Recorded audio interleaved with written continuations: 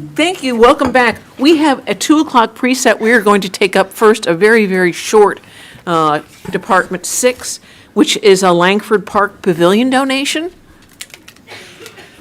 There are 2 ladies who have been sitting here all day waiting for this moment to arrive.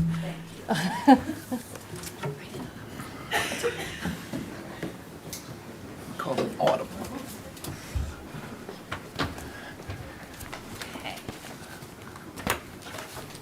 Good afternoon, Commissioners. Afternoon.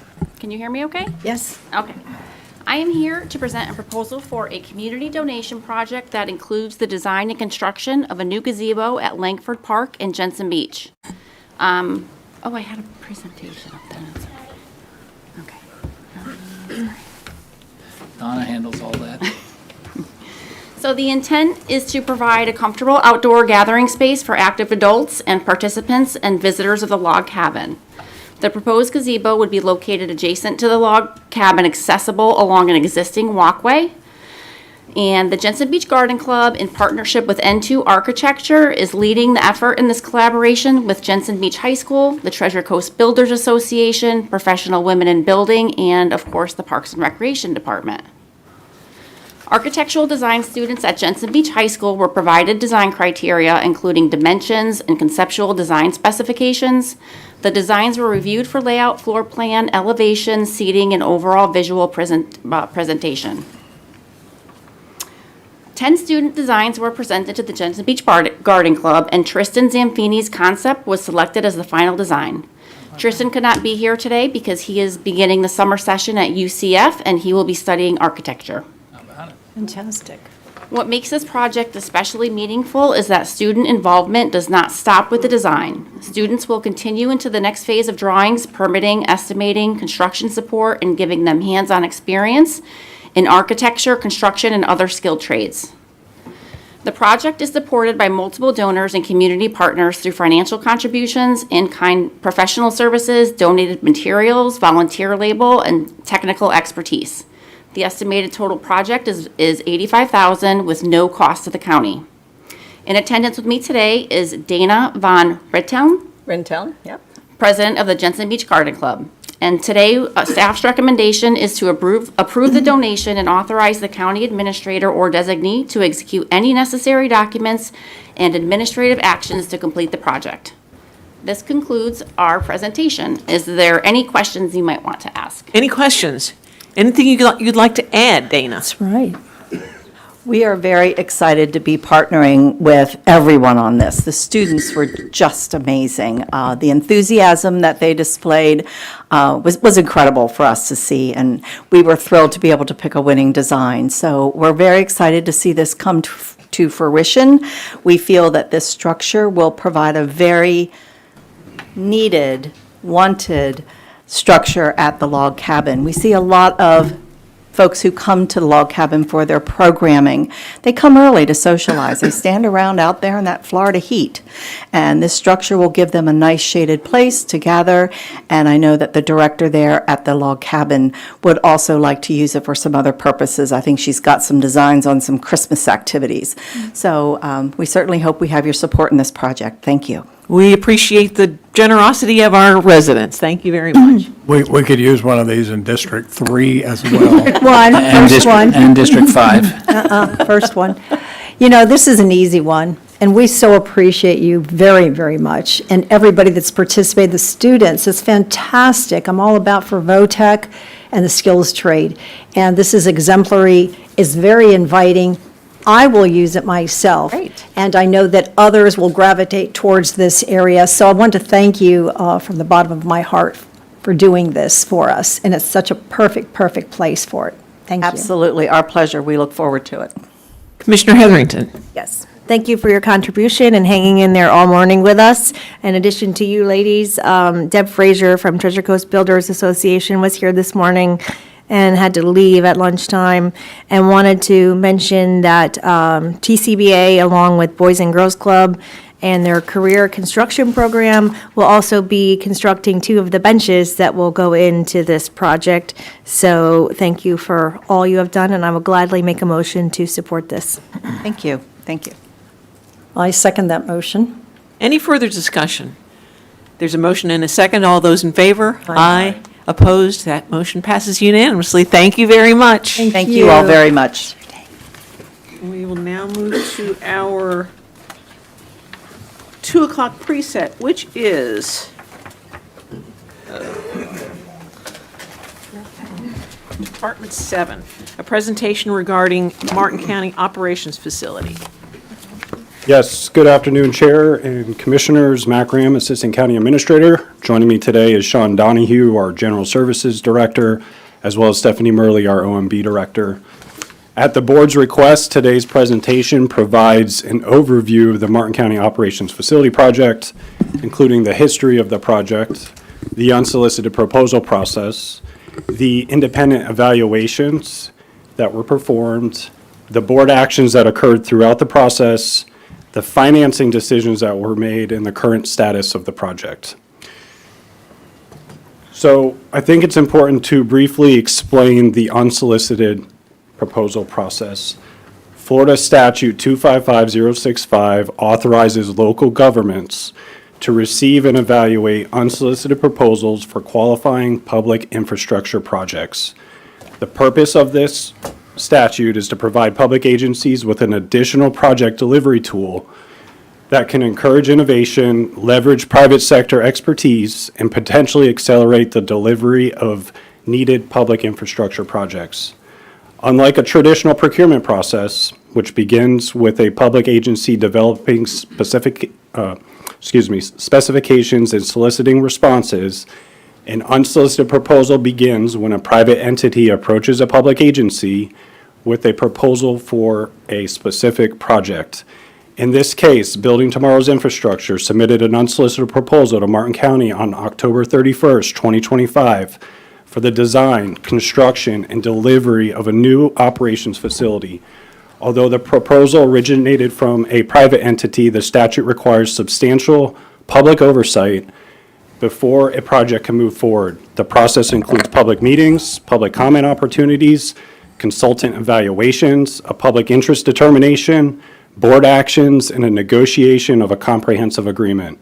For this project, the county completed every step required by Florida statute, including the multiple public meetings, the public comment opportunities, consultant evaluations, a public interest determination by the board, negotiation of a comprehensive agreement, publication in the Florida Administrative Register, and final board approval before the project could proceed. One of the reasons the legislator created this process was to allow public agencies to evaluate innovative project concepts while maintaining transparency and public accountability. Ultimately, receipt of an unsolicited proposal does not obligate a local government to proceed with the project. Rather, it provides the governing body an opportunity to evaluate the proposal through a process specifically established under Florida law and determined whether moving forward serves the public's interests. So this slide here summarizes the major milestones that occurred following the receipt of the unsolicited proposal. The initial proposal, the unsolicited proposal, was submitted by Building Tomorrow's Infrastructure on October 31st. On December 2nd, the board considered the proposal, received public comment, and directed staff to proceed with evaluation under Section 255065-3C. In January, a second unsolicited proposal was submitted by Florida Development Solutions. Florida Development Solutions is an experienced public-private partnership developer with a successful track record of delivering projects throughout Florida and submitted a competitive proposal for the operations facility. The Florida Development Solutions proposal included 112,000 square feet, while the original proposal from Building Tomorrow's Infrastructure was 114,000 square feet at a projected cost of $74 million. Although Florida Development Solutions proposal reflected a lower overall project costs, it also proposed a smaller facility.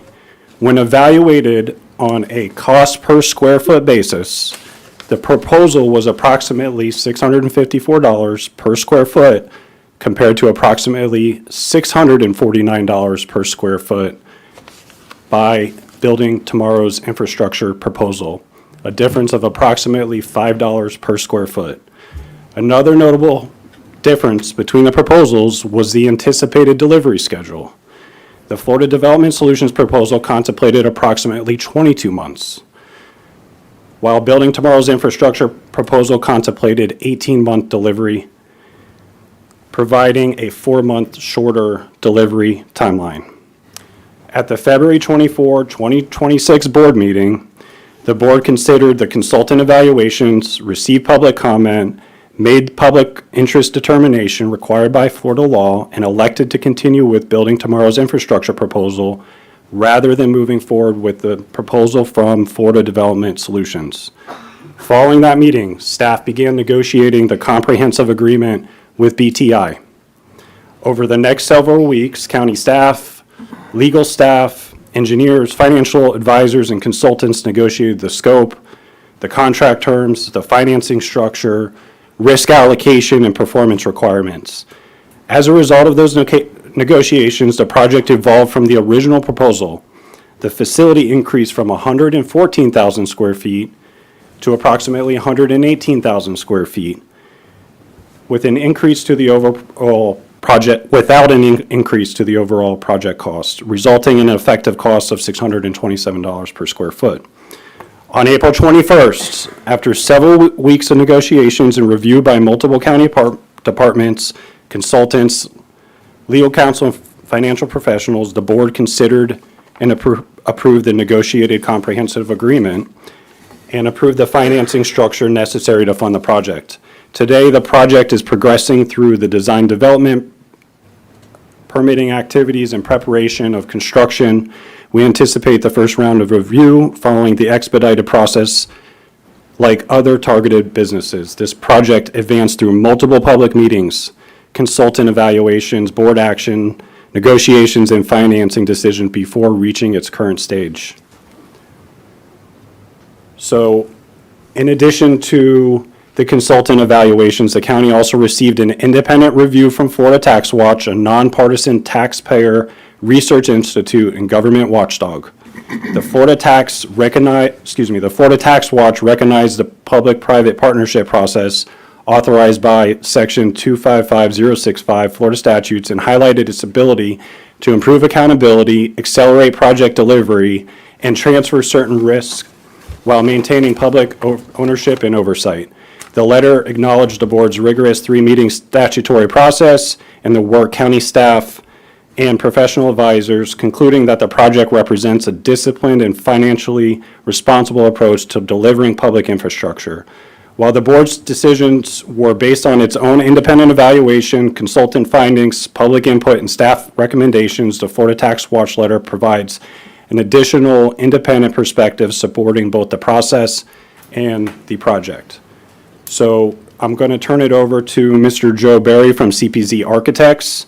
He's going to discuss the consultant findings. Thank you, Matt.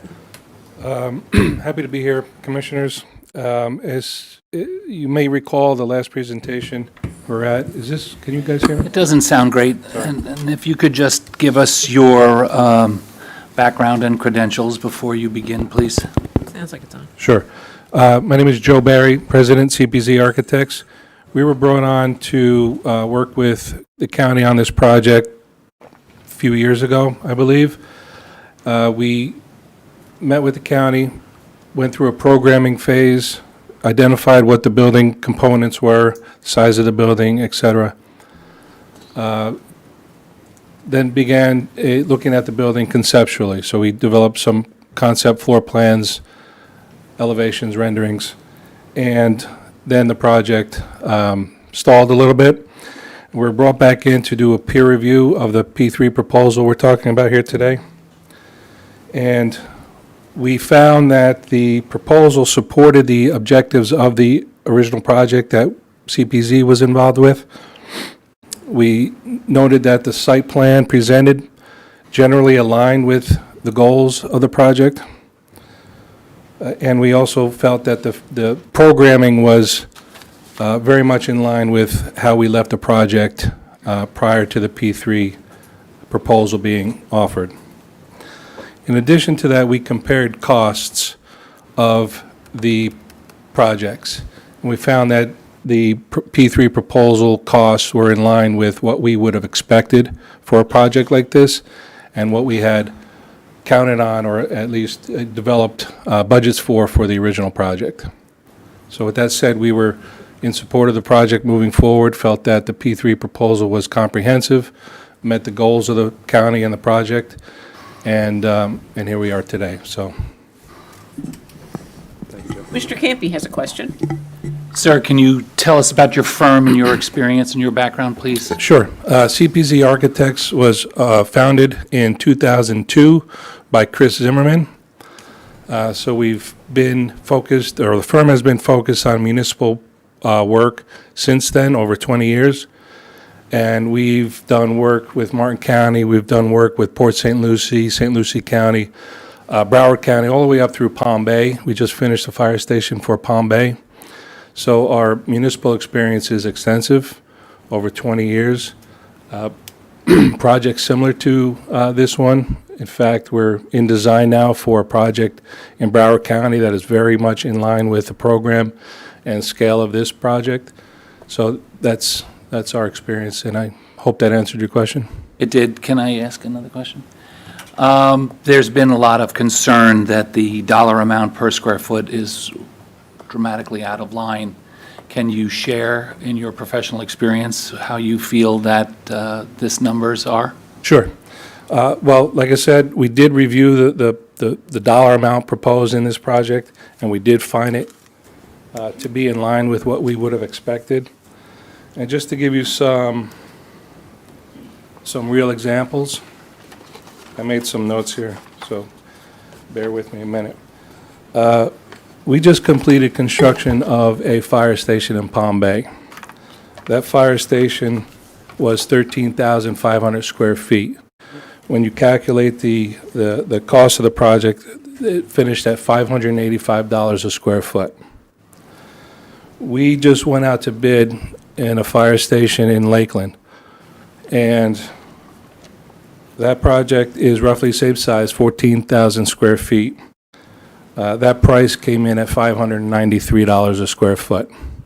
Now, this includes building, this includes site. Again, aligning with what you're seeing in the P3 proposal. We are in design, that project I mentioned in Broward County. It's not public record yet, so I don't want to give too much away, but that project is, it's a facility very much like what we're talking about here today. It's a little bit larger. It's actually 3 buildings, 152,000 square feet. And that number per square foot is $563. So again, we found that the P3 proposal as presented very much was in line with what we would have expected for a project, very much in line with what we anticipated for construction costs, current construction costs. And I gave you 3 very current examples of what we're seeing. And Mr. Barry, those 3 projects, was there already water, sewer, electricity provided to those sites? No, these were undeveloped Okay. sites. The other question is that our P3 is not just slab construction and tilt wall. We're gutting it delivered. What's the final product that I don't know if he's the right person to ask this question to. I believe you are. The final product that we're getting is, when we have that square foot dollar amount, it's everything.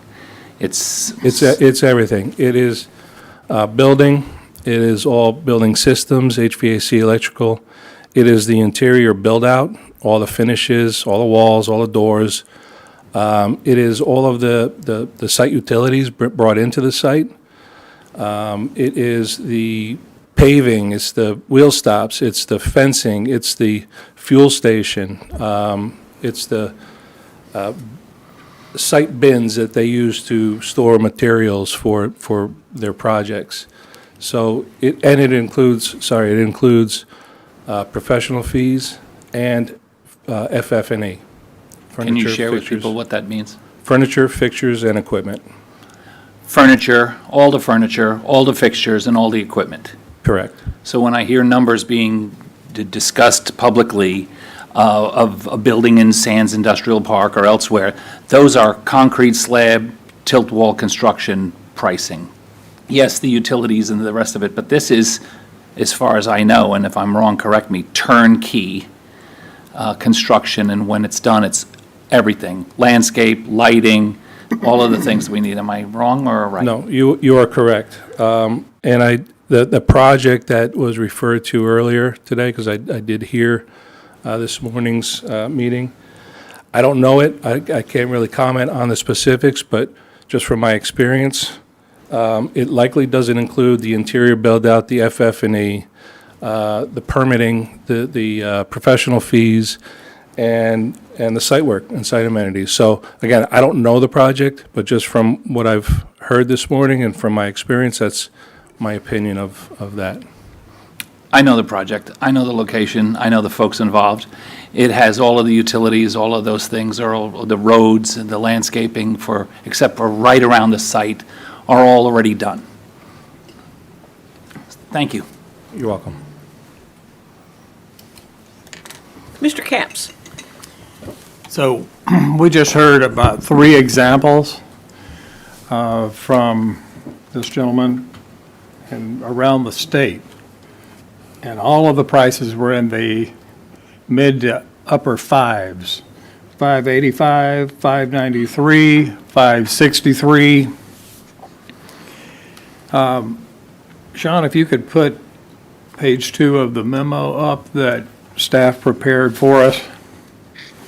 I want to show some other prices. Because we're not here. Yep. Yeah, that's it. You got your hand on it. There you go. Okay. Correct. So this is part of a memo that staff prepared on May 14, explaining about the P3 project, and also there is a table at the bottom of page 2 that says cost per square foot of construction for other buildings that have been built locally in recent days.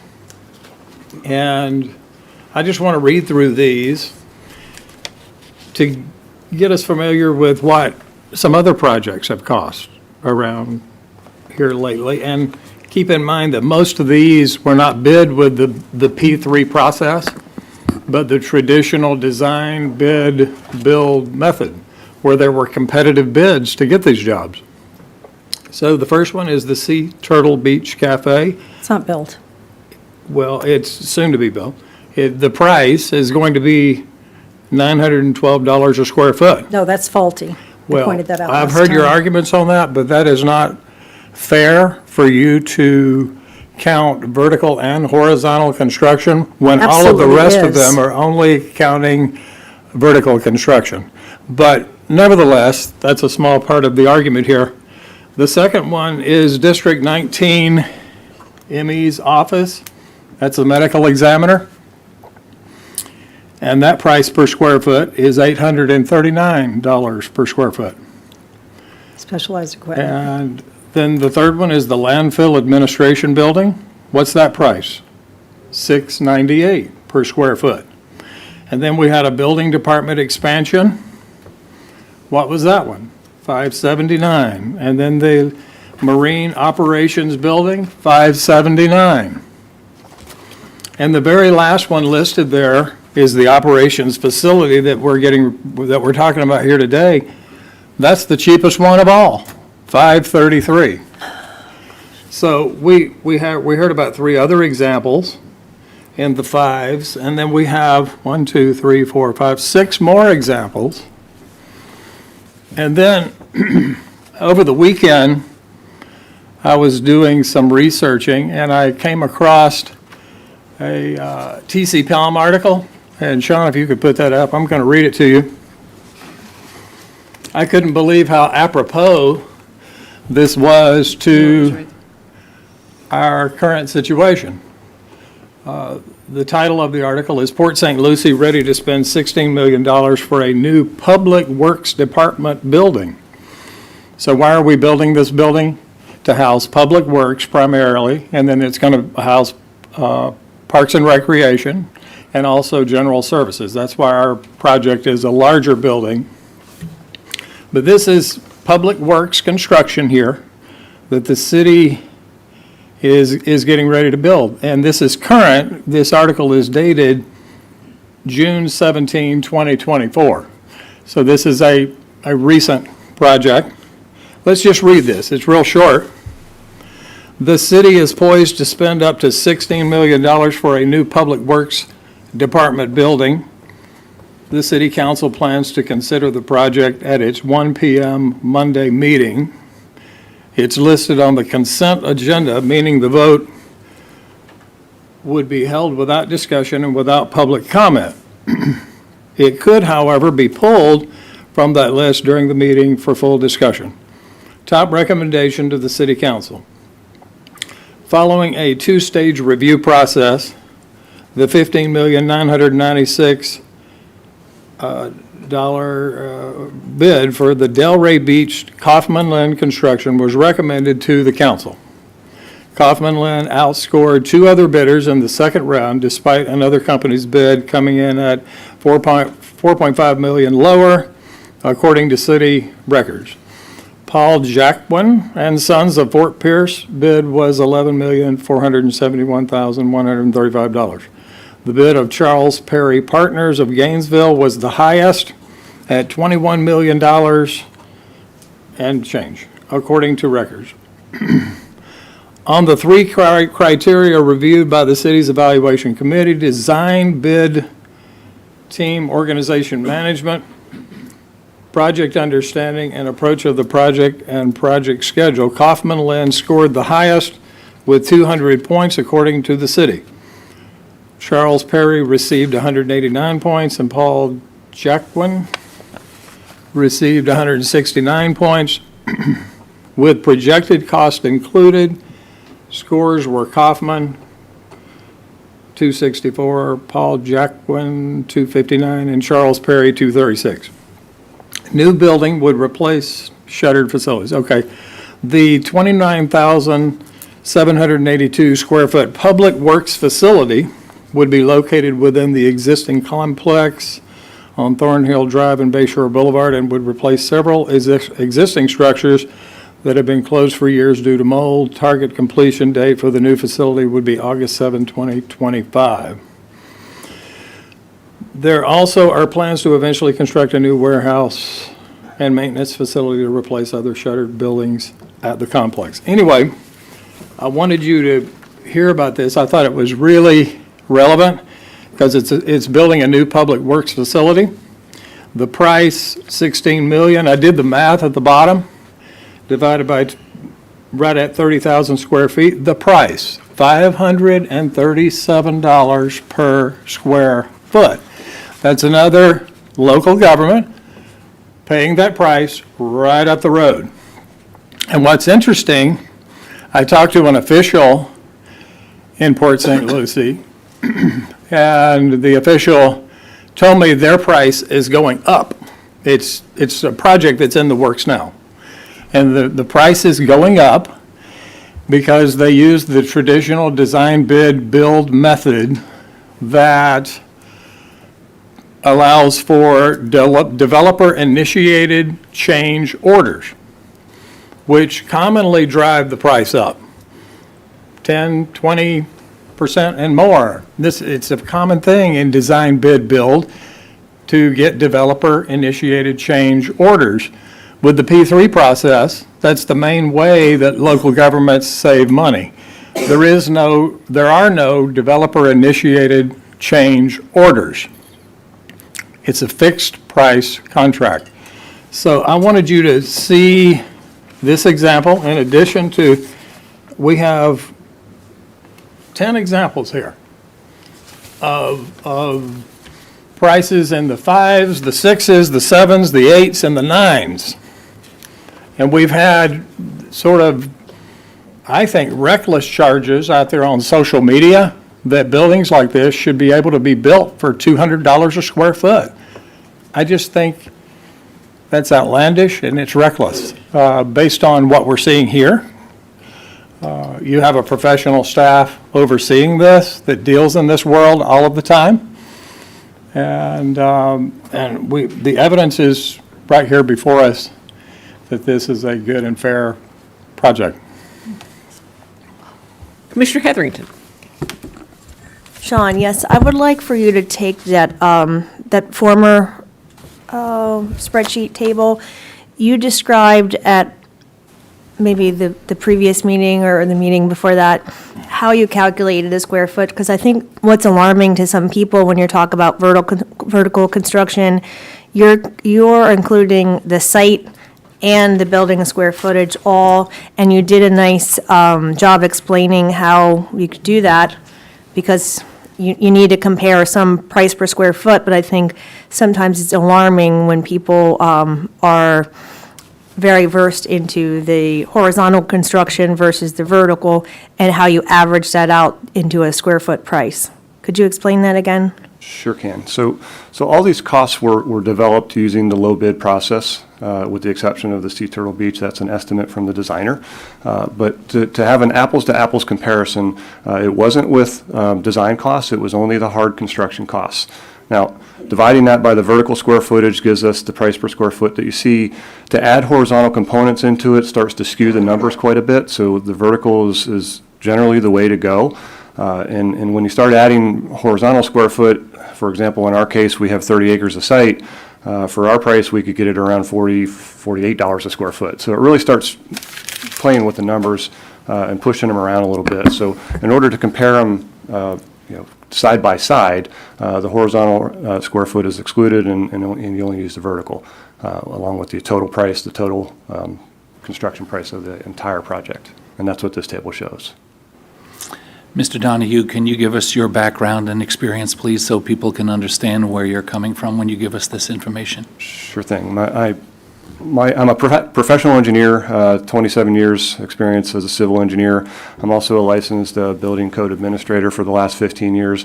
I've worked in construction and construction-related industries for the last 35 years. I've built probably 500,000 square foot for various agencies. I just came from Indian River State College. I was their chief engineer and building official, as well as their vice president of facilities. And so I've got quite a bit of experience in especially costs of construction. We've priced quite a bit at the college and done very similar campuses such as this one. When you worked at Indian River State College, were you responsible for all of the campuses? I was, yes, sir. How many square feet of buildings and facilities and? About 1.5 million square feet and about 80 or so structures all Thank across you. the tri-county. So when we hear you're giving these numbers, it's not like you just showed up. Commissioner Vargas. You know, I'm really disappointed in my fellow commissioners. This is not the time to be spending this kind of money.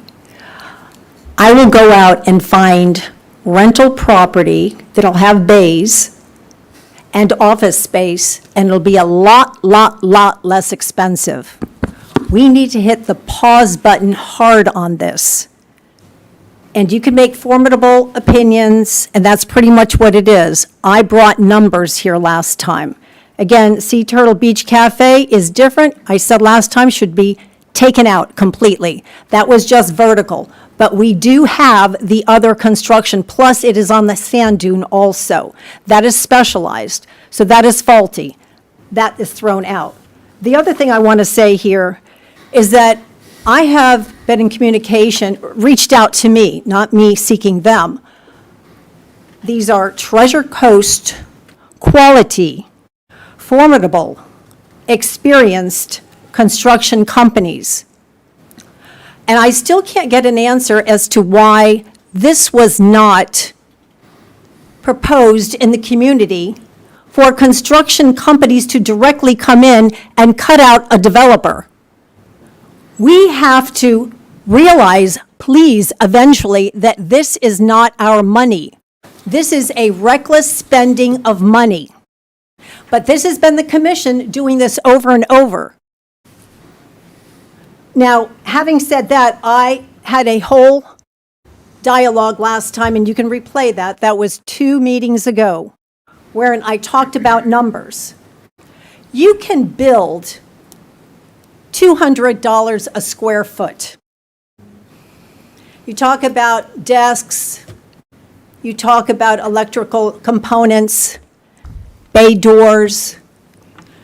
Some of the schools and firehouses have been built extravagantly. We don't need that. This needs to be a simple building with offices and whatever you need for the industrial component.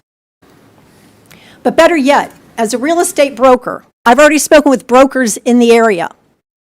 And there is plenty. I see signs all over, like those mushrooms that sprout in your front yard, all over the place, warehouse and offices, that if you have to move off of the airport area next month, I can deliver that to you. They can deliver that to you. And hit the brakes hard on this. We received a report from Ms. Murley, our budget directress, and Mr. Donaldson, our county manager, at last meeting also. This is not the climate, and you can opine or say what you want, that this is nice.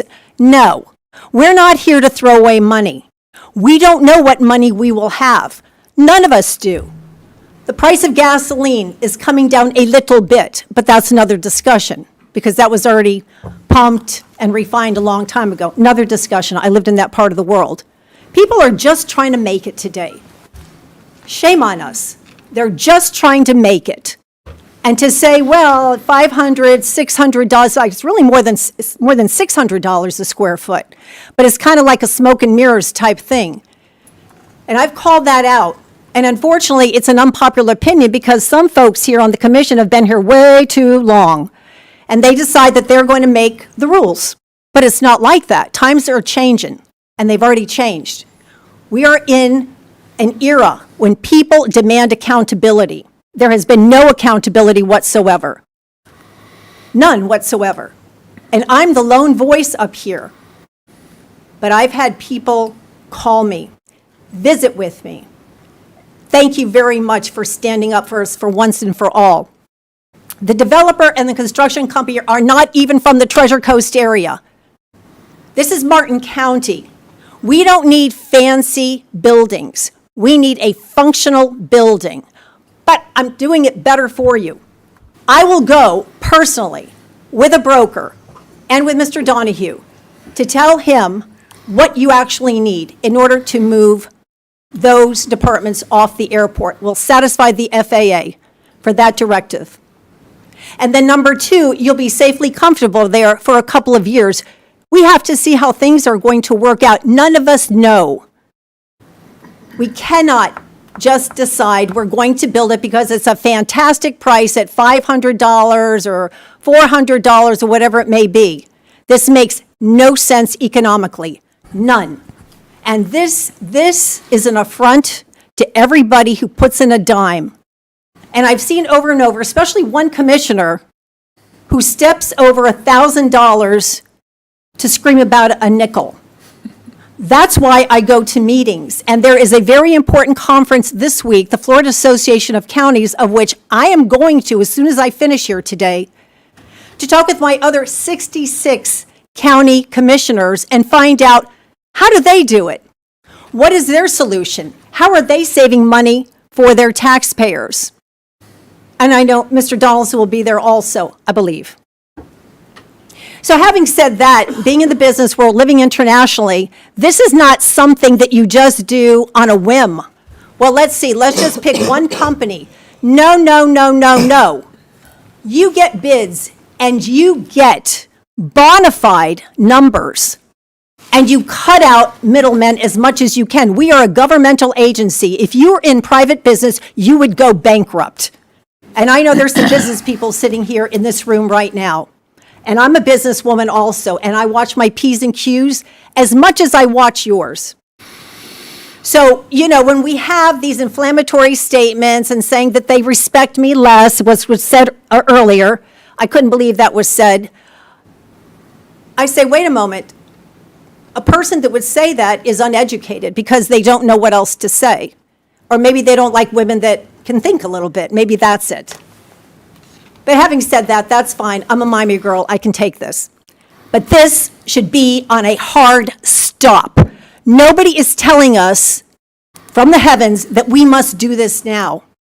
Again, I'm making my offer to go out with you, Mr. Donahue, and I will go out with you, Matt, also, to look at property. see what is available and what will work for us now. That's a lot less money than what we're going to be spending now.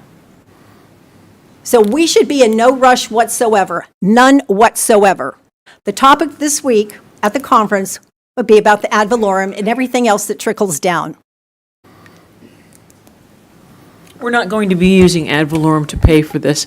And this agenda item was at your request, Commissioner Vargas, to gather facts about this project. Let's allow our staff to present the facts that you asked for. Yes, please, that's my comment. Please proceed. You can shut my light off. Donna, can we get the PowerPoint back?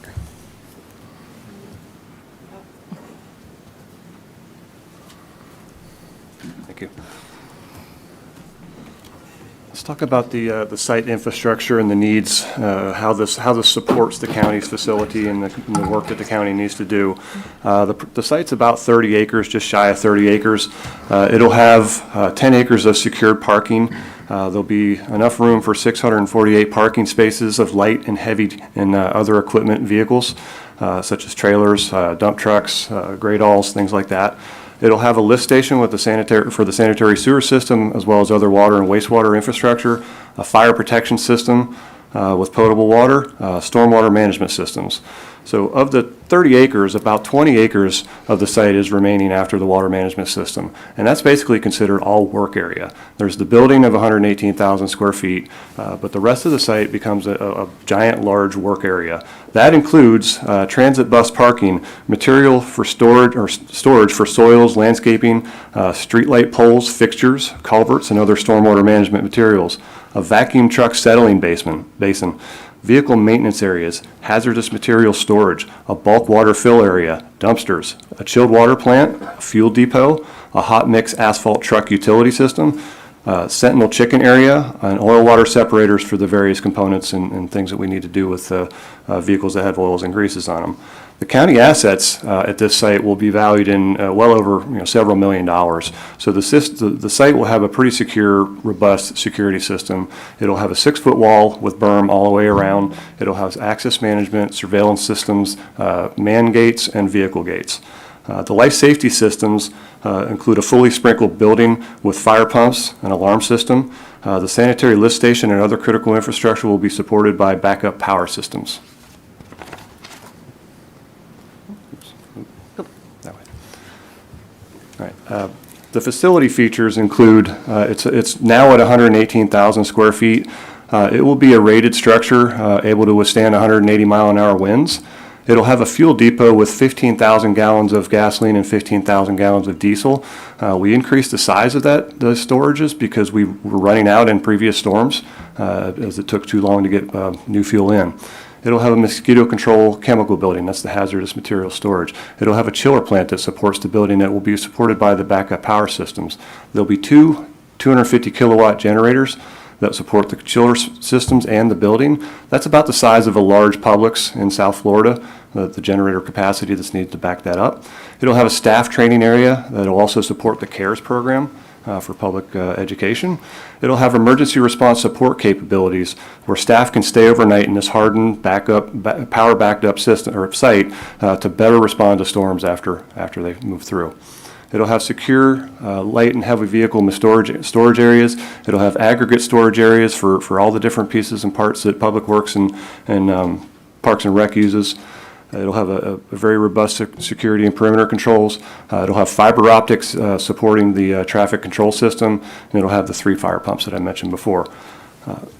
There'll be over 160 county staff that report to this facility, with over 90 from Public Works, over 50 from General Services, and up to 19 from Parks. That's about 14% of the county staff that will report to this new facility. The facility will house offices, trade work areas for carpenters, electricians, HVAC techs, plumbers, painters. It'll have a receiving area and for vehicle maintenance. It'll have locker rooms and adequate restroom facilities, a mosquito control lab, hazardous material storage, a traffic signage fabrication shop, the traffic control center. It'll have emergency response materials for the storage area, and it'll have equipment and tool lockups and distribution areas. Divisional storage and other work areas will also be included both inside and outside the facility.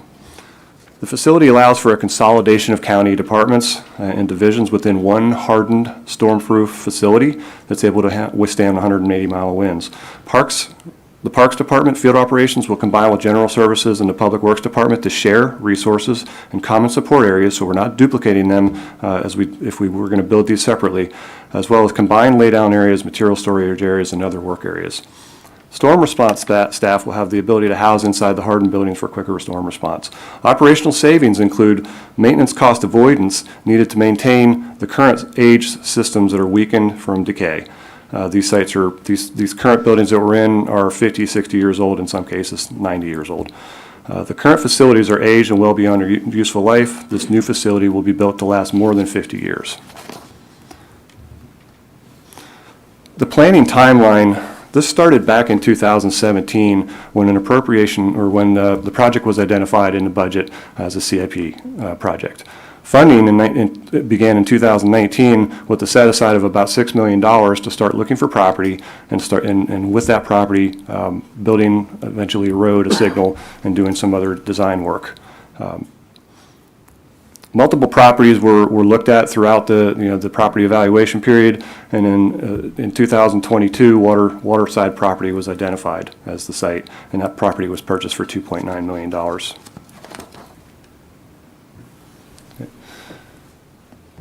Since the property was purchased for the facility, the county has worked through the development approval process with zoning approvals, property purchase requirements, including the construction of Waterside Way, signalization at the intersection, and the establishment of a wastewater service area.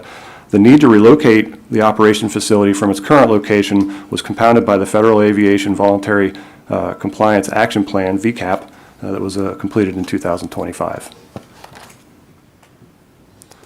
This is the current site located on the airport property. It's about 15 acres. Most of the buildings in this site were constructed in 1970s. Many additions were constructed over the past, creating a series of aged, inefficient groups of buildings where departments are scattered throughout the site into multiple buildings with inadequate support spaces. In one building, there's about 40 people that share 2 bathrooms at the current conditions. Options for repairs and expansions of facilities on this site have been limited by ADA and building code issues. This shows the current Parks field operations site at the corner of Dixie and Indian. These buildings are over 50 years old, with one being about 70 years old. The board discussed a possible sale of this site and/or a portion of all of the fairground site once these current uses are vacated after the construction of the new facility. These are the county operations that will move to this new site. Public Works field operations, mosquito control, traffic operations, stormwater, roads and sidewalks, environmental resource operations, the Parks and Rec operations, Parks Administration, and then the General Services Department, the administration portion of that, and then the trades and the fleet maintenance. And I'll talk a little bit about each one of them. The Public Works Traffic Division maintains about 15,500 sign panels, almost 1,800 streetlights, 130 traffic signals, and 125 flashers and beacons. The Traffic Control Center at the Public Works site uses advanced technology in the Traffic Division's Operations Center. We can monitor major intersections and adjust signalization and timing for the most efficient traffic flow throughout our intersections. The technology in our state-of-the-art Traffic Operations Center is the envy of cities and counties across Florida. The Stormwater Maintenance and Field Operations Division is responsible for maintaining much of the infrastructure residents rely on every day. Their teams respond to natural disasters and emergencies, maintain roads, sidewalks, stormwater systems, bridges, landscape rights-of-ways, and provide 24-hour operation of the Hope Sound Drawbridge. They process over 23,000 maintenance work orders annually. They maintain over 565 miles of paved roads. They maintain 5,200 stormwater inlets and 120 miles of stormwater pipes. The Environmental Resource Division is dedicated to protecting and restoring Martin County's unique natural environment while improving the quality of life for future generations. This division manages more than 37,000 acres of environmentally sensitive lands, over 100 miles of public trails, and 20 miles of shoreline. Their work includes beach restoration, artificial reefs, Everglades restoration initiatives, coastal resiliency planning, environmental permitting, and the administration of millions of dollars of grant-funded environmental projects. The Mosquito Control Division monitors and manages mosquito populations using environmentally responsible practices that comply with all federal and state requirements. The team manages aquatic vegetation and stormwater channels, coordinates mosquito-borne illness response with state agencies, provides educational outreach throughout the community, and supports the hurricane response operations. Each year, they treat more than 178,000 acres for adult mosquitoes and manage over 2,200 acres of mosquito breeding areas. Public Works repairs potholes on 565 miles of paved county roads. They also perform maintenance on 15 miles of unpaved roads. Public Works repairs 44,000 square feet of sidewalk annually in the county rights-of-way. Public Works also maintains and mows 800 acres along county roadways. They collect and remove 125 tons of material annually from drainage ditches and baffle boxes to preserve water flow and reduce pollutants entering local waterways. They mow and maintain 122 miles of ditches 2 to 3 times annually. Public Works maintains 40 major stormwater treatment areas, STAs. That includes 125 acres of open water, 125 acres of wetlands and upland preserves, 110 acres of marshland, and 45 acres of preserve areas. Along with the annual maintenance of the county's infrastructure, the Public Works Department provides pre- and post-storm preparation and response services using innovative and customized equipment.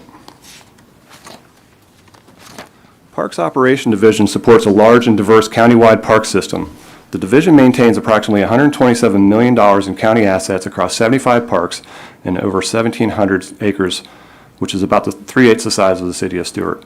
With 52 full-time employees, Parks Operations is responsible for the inspection, repair, maintenance, and operations of public facilities used by residents and visitors throughout Martin County. Parks infrastructure includes the following: 10 recreational buildings, 2 historic buildings, an amphitheater, 30 standalone restrooms, 18 combined restrooms and concession buildings, approximately 160 pavilions, 24 playgrounds, 25 multipurpose fields, 32 diamond fields, 21 tennis courts, 34 pickleball courts, 20 boat ramps, 2 fitness courses, 1 covered hockey rink, 2 arenas, a splash pad, and a disc golf course. The General Services Department maintains and operates over 1.2 million square feet of buildings, including public buildings like the Administration Building, the Larry Massing Building Department, among others. We maintain our libraries, the constitutional offices, the courthouse, the clerk, the sheriff's areas, supervisor of election, the property appraiser, and the tax collectors. We maintain all fire stations and all historic buildings in the county. We provide trade services and support to all county buildings and departments, including HVAC, electrical, plumbing, carpentry, painting, and vehicle maintenance. We manage over 1,100 HVAC systems in county buildings. We manage almost 600,000 gallons of fuel across 15 locations in the county. General Services staff manages capital improvement projects for various departments and constitutional offices, like the replacement of the Martin County Jail's fence shown here. We provide repair and maintenance services for over 800 light and heavy vehicles, as well as various equipment, including building generators, mobile generators, and pumps. We process over 11,000 work orders a year and pay over 9,000 invoices for services, including electric and other utilities, custodial services, security services, fuel, contract maintenance, and grounds maintenance. We maintain multiple lift stations and drain fields at many county facilities. County staff, like this guy here in the drainage pit, are dedicated to operate and maintain county facilities and infrastructure for the board, residents, staff, and county guests. We thank the board for providing the facilities and materials to do our jobs, which serve the county residents and guests. And from here, I'll turn it over to Stephanie Murley. Good afternoon, Commissioners. Stephanie Murley, Director of the Office of Management and Budget. As part of the evaluation... Marley, before you begin, can you give us your background and your history, please? Yes. I have a finance degree from the University of Central Florida and as well as a master's in public administration. I've been with the county exclusively in the budget office for 15 years, and more importantly, I grew up in Martin County. I'm a taxpayer here in Martin County. Thank you.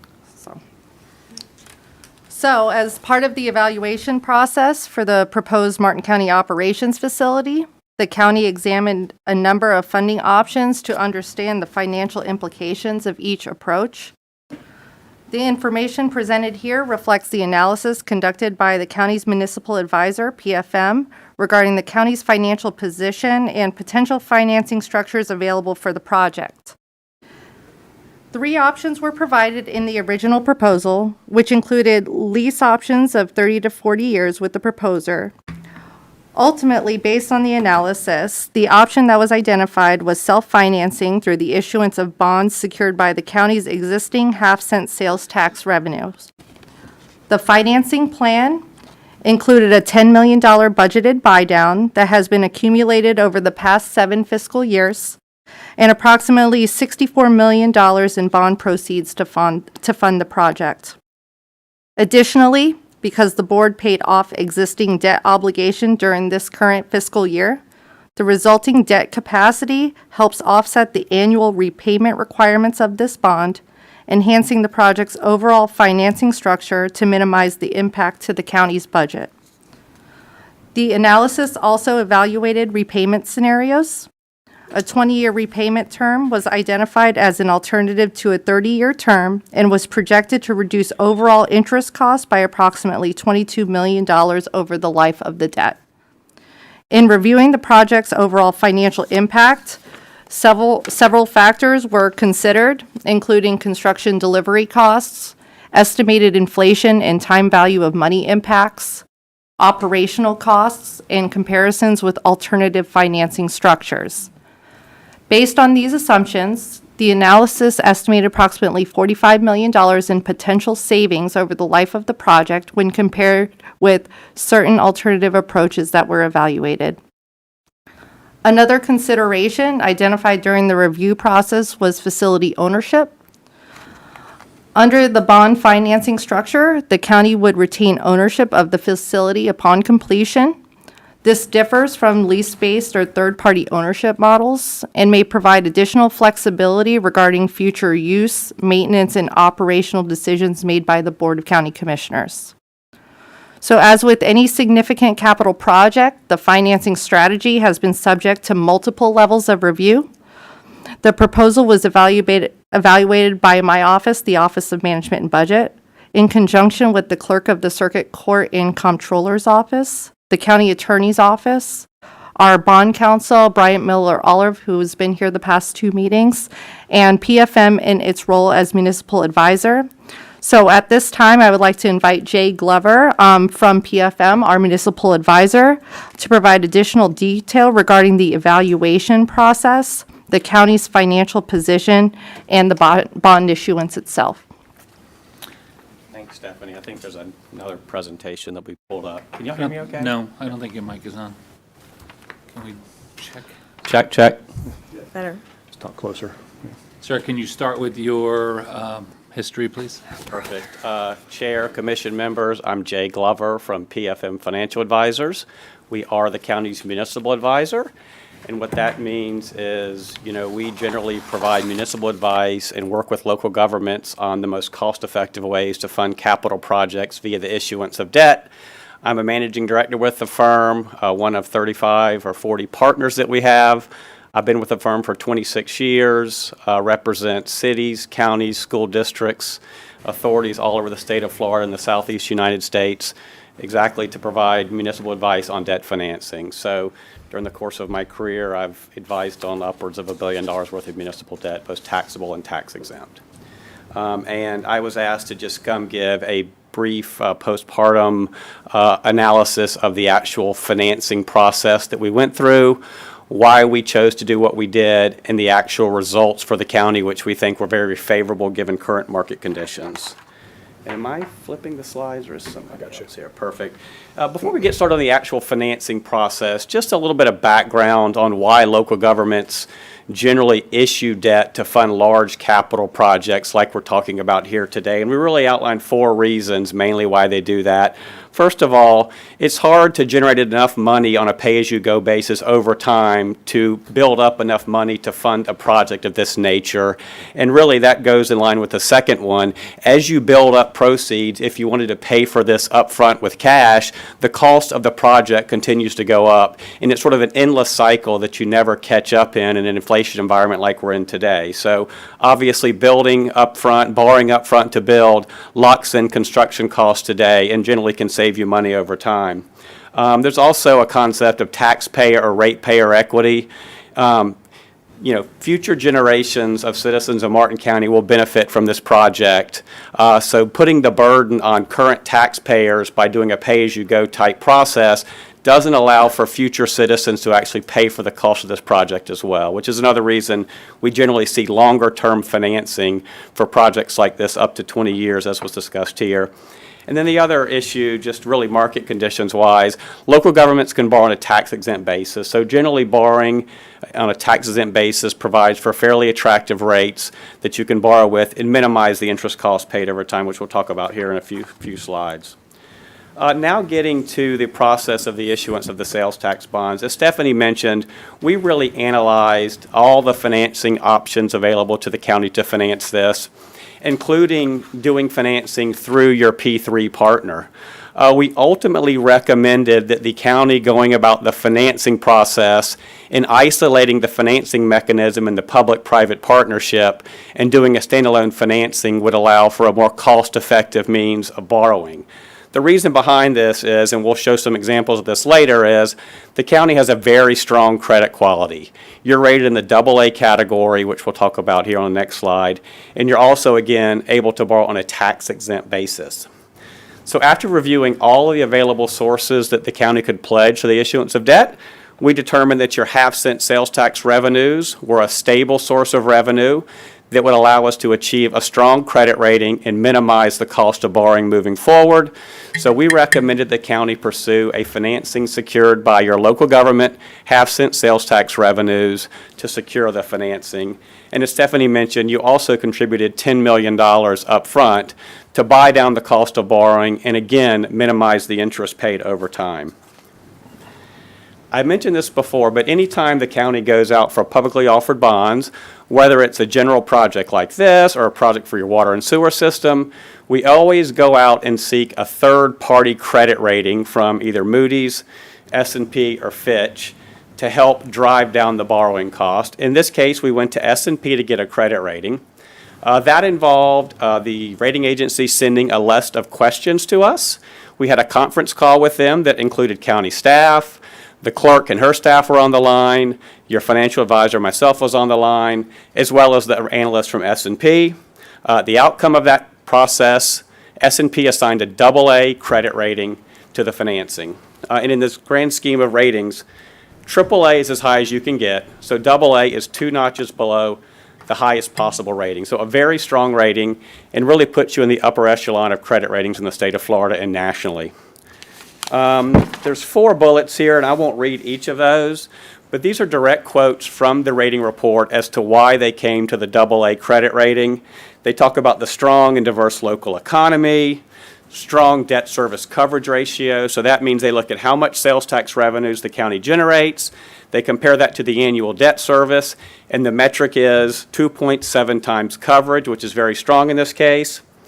They also point out the strong financial results the county has achieved over the last 8 fiscal years, resulting in strong reserves. And then they also talk about management policies which are well entrenched and allow you to be proactive in making decisions as you move forward. So again, that AA credit rating really is a strong rating and is a reason why on this slide we got 10 competitive bids to purchase the bonds when we went out to bid. So on May the 19th, we advertised that the county would solicit competitive bids for the purchase of these bonds, and the bonds would be closed on June the 12th. Again, we received 10 bids for the bonds, and they were awarded to the lowest true interest cost provider at a 4.03% true interest cost to KeyBank Capital Markets. And you can see here the list of bidders. There'll be many well-recognized financial institutions, Wells Fargo, Bank of America, Morgan Stanley are probably the biggest ones, and then some you might not have heard of before. But all of these are reputable financial institutions that bid on the purchase of municipal bonds. And then the final slide I will mention here is this is the annual debt service payment that the county will pay over 20 years. Again, we structure this for a level debt service payment. So your payments are about $4.7 million a year. Total debt service of about $95 million. As Stephanie mentioned, at the outset of the process, we also looked at a 30-year financing to do this project. The useful life of the asset would allow you to finance it over a longer period of time, but that would result in significantly more cost, up to $22 million. So given the budget relief you all received from the payment of prior debt and how this might fit into the budget, we thought 20 years would be the opportune repayment period for this type of debt. And again, that's just a bit of a post-pricing analysis. It was a very successful sale, as I mentioned, really due to the credit quality of the county. And we're very pleased with the results being around a 4% true interest cost, so we locked in a favorable rate for the next 20 years. The bonds are callable in 10 years, so at that point, if rates are lower, you could potentially refinance and save money then. But if not, you're locked in for the entire 20 years at that 4% rate. And with that, I'm happy to address any questions you might have about the financing process. Commissioner Campy. Thank you, sir. I appreciate it. I know you came down from Orlando one more time for us, and thank you. Problem? I think you answered it right at the end there. If we wanted to repay, we can repay. When does the window open to look? Yeah, 10 years. So generally, municipal bonds will have a 10-year no-call provision. So at the 10-year mark, you will either be able to refinance the bonds at a lower rate, or you could pay them off without a penalty. Knocking it down from the 94. Yeah, you would not pay any interest beyond that 10-year period. Thank you. That's sort of how we operate at the county level. And two, knowing now that you are our expert in selling the bonds, what would happen if you heard some of the suggestions that we should stop what we've done thus far? In your experience, how often have you seen that happen? And if it were to happen, what would happen? Well, the reality of the fact is the project does not secure the debt. The debt is secured by half-cent sales tax revenues. So regardless of if the project moves forward, you are responsible for repaying the debt, essentially. So if you decided not to do that, you would be defaulting on your debt, which is catastrophic from a financial perspective. That would essentially eliminate your ability to access the capital markets for a very long time, including for potential water and sewer projects that I know the county has pending. So municipal bond defaults just don't happen. I mean, you've probably heard of a few of them, Jefferson County, Alabama, Puerto Rico, things like that. But most local governments that do tried and true traditional fixed rate bonds like this and don't get into esoteric products, pay their semi-annual debt service payments and that's it. So at this point, the bonds have closed, so you're responsible for making the debt service payments regardless of the nature of the project. Thank you very much. I appreciate it. Further questions for Mr. Glover? Up for him. Thank you very much. Thank you, Jay.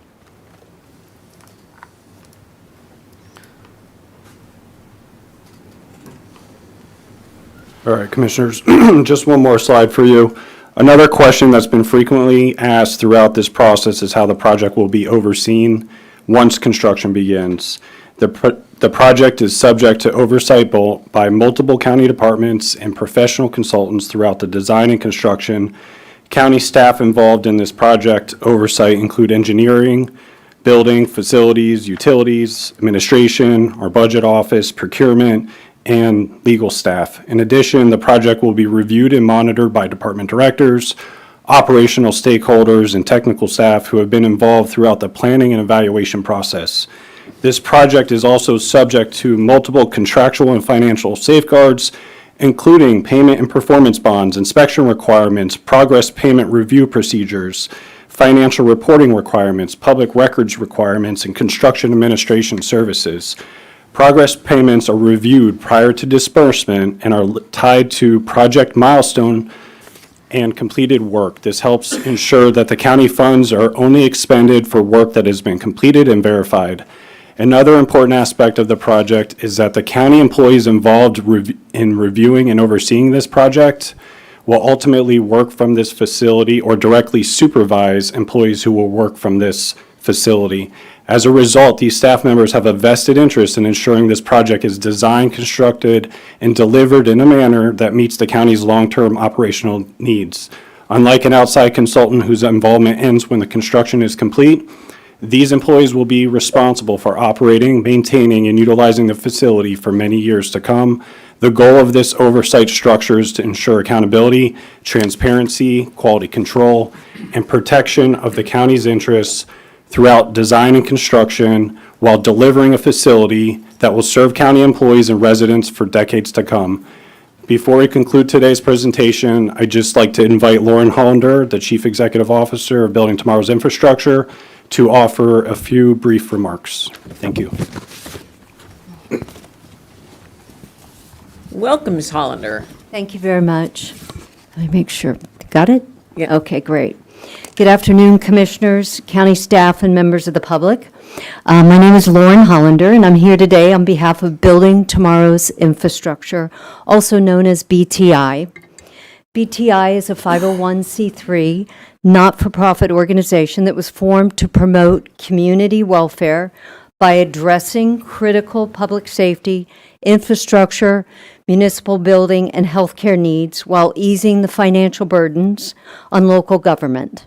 Our affiliated organization, Building Tomorrow's Schools, which has also been mentioned in this particular project, focuses on helping school districts and school operators on providing high-quality educational facilities through the same proven approach. Over the last 20 years, our professional team, individually and collaboratively, have participated in a significant number of public projects, totaling millions of square feet, while helping local governments and taxpayers save dollars. BTI exists specifically to help local governments deliver critical infrastructure more efficiently and effectively through the public-private partnerships commonly known as P3s. A P3 brings together the expertise of the public and private sectors under a united project structure that actually shifts the risk to the private organization, or in this case, the nonprofit organization. Rather than managing the financing, site selection, planning, development, and construction as separate processes with separate teams, a P3 integrates these functions into a coordinated approach from the very beginning of the project. This reduces redundancies, shortens project timelines, improves accountability, and also allows challenges to be identified and resolved earlier in the process. Projects can move forward more quickly because planning, financing, design, and construction activities are aligned from day one. Costs can be reduced because of our experienced professionals are involved throughout the entire project life cycle. They work together collaboratively throughout the entire project, helping to avoid delays, change orders, any inefficiencies, and unforeseen expenses that often impact traditionally delivered projects. We bring decades of experience working as a team, and it is precisely this unified approach which creates savings in both time and money. We appreciate the opportunity to serve this community, look forward to working with county leadership and staff throughout the process. We have enjoyed the engagement of over 30 different individuals who have patiently worked tirelessly as they designed exactly what your staff has articulated the facility will include. Thank you. Thank you. Questions for Ms. Hollander? Thank you. I do have a couple members of the public who would like to address us. The first is Gary Erler, followed by Kevin Powers.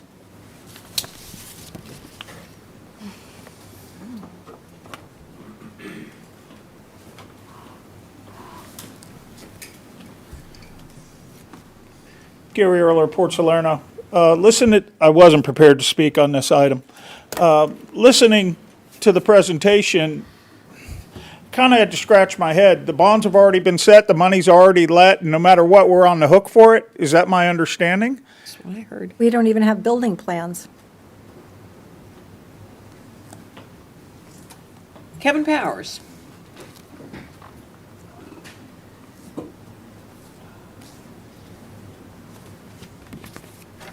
Madam Chair, Commissioners, Kevin Powers for the record. I'm here this afternoon as Kevin Powers, a resident of Martin County, but I felt compelled to share a P3 story reel from Indiantown High School, but do it from my perspective. I'm a private sector guy. I know most of you fairly well. And ironic, and I'm going to do everything I can to get in my 3 minutes and get to the point, but I think it's important that, ironic that you had your IRL South update this morning, and it brought to mind my service on the governing board, the South Florida Water Management and the governing board. I've worked for the previous two governors going back to 2009. And I remember I was that guy when I went into the Gun Club Road, and I needed to know why these projects cost twice as much and take twice as long than the private sector. And I was hell-bent on understanding that, and it was something like, whoa, cowboy, you need to slow down. There's a public procurement process, covers this infrastructure and all of them. And as frustrating as it was, I realized that that's the way it worked. And so I quickly got with it, and I was thrilled in my 8 years to be able to watch over $1 billion of public dollars go to work to help the entire ecosystem. But specific to Indiantown High School, fast forward a few years, concept for a school that serves career-bound kids. I've been out there for a while. Indian River State College, Vicki Davis with Clark, or brought the Clark Advanced Learning. My wife on the school board said, yeah, we need this. Indian River State College, it looks wonderful, but we don't have any money to support that. We support what it is. What was my role in that? Well, when Sister Elizabeth, the principal at Hope Rural, called my wife and said, well, I have a couple here you should meet. They're interested in this concept. His story is right up there with folks that were career-bound and not college-bound. And long story short, and so it was, they decided that that's what they wanted to do. They went up, met with Indian River State College, and put the money on the table. About 30 days later, they came back and they said they gave them guidance on the price through going through the traditional public procurement process. That was $40 million, right, that number. The timing was 3.5 years, and I'll never forget the donor, coming up on 90 years old, he said, I'm not going to live that long. I just don't, in my business, I'm a private sector guy, and when I put my check on the table, we build infrastructure with ample vetting. And my wife said, give me 2 weeks. She called everybody in the construction universe that she could find in the state of Florida. She learned about the P3 process, and she learned about the company that ultimately ended up building it. It came with a recommendation not only from a former Senate president, but from a former head of Senate appropriation. So there it was, finished product. So the first one, the original through the public procurement process, was $40 million and 3.5 years. The P3 came in and it was $28 million, and it was built in less than 18 months. So I don't want to see a good process get tarnished by what's inefficient public procurement process. And meanwhile, on my private sector side, I'm very dialed into what the private sector does. I'm working on the largest motorsports project in the state of Florida. It's $500 million, 650 acres. It is night and day what we do in the private sector versus what happens in the public sector. And I just felt obligated to share that. So thank you very much. Thank you. You have another one coming?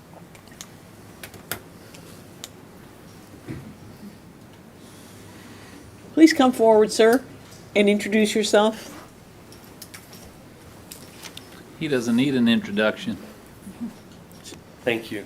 Thank you for your time. Wasn't prepared to speak, but after listening to all this today.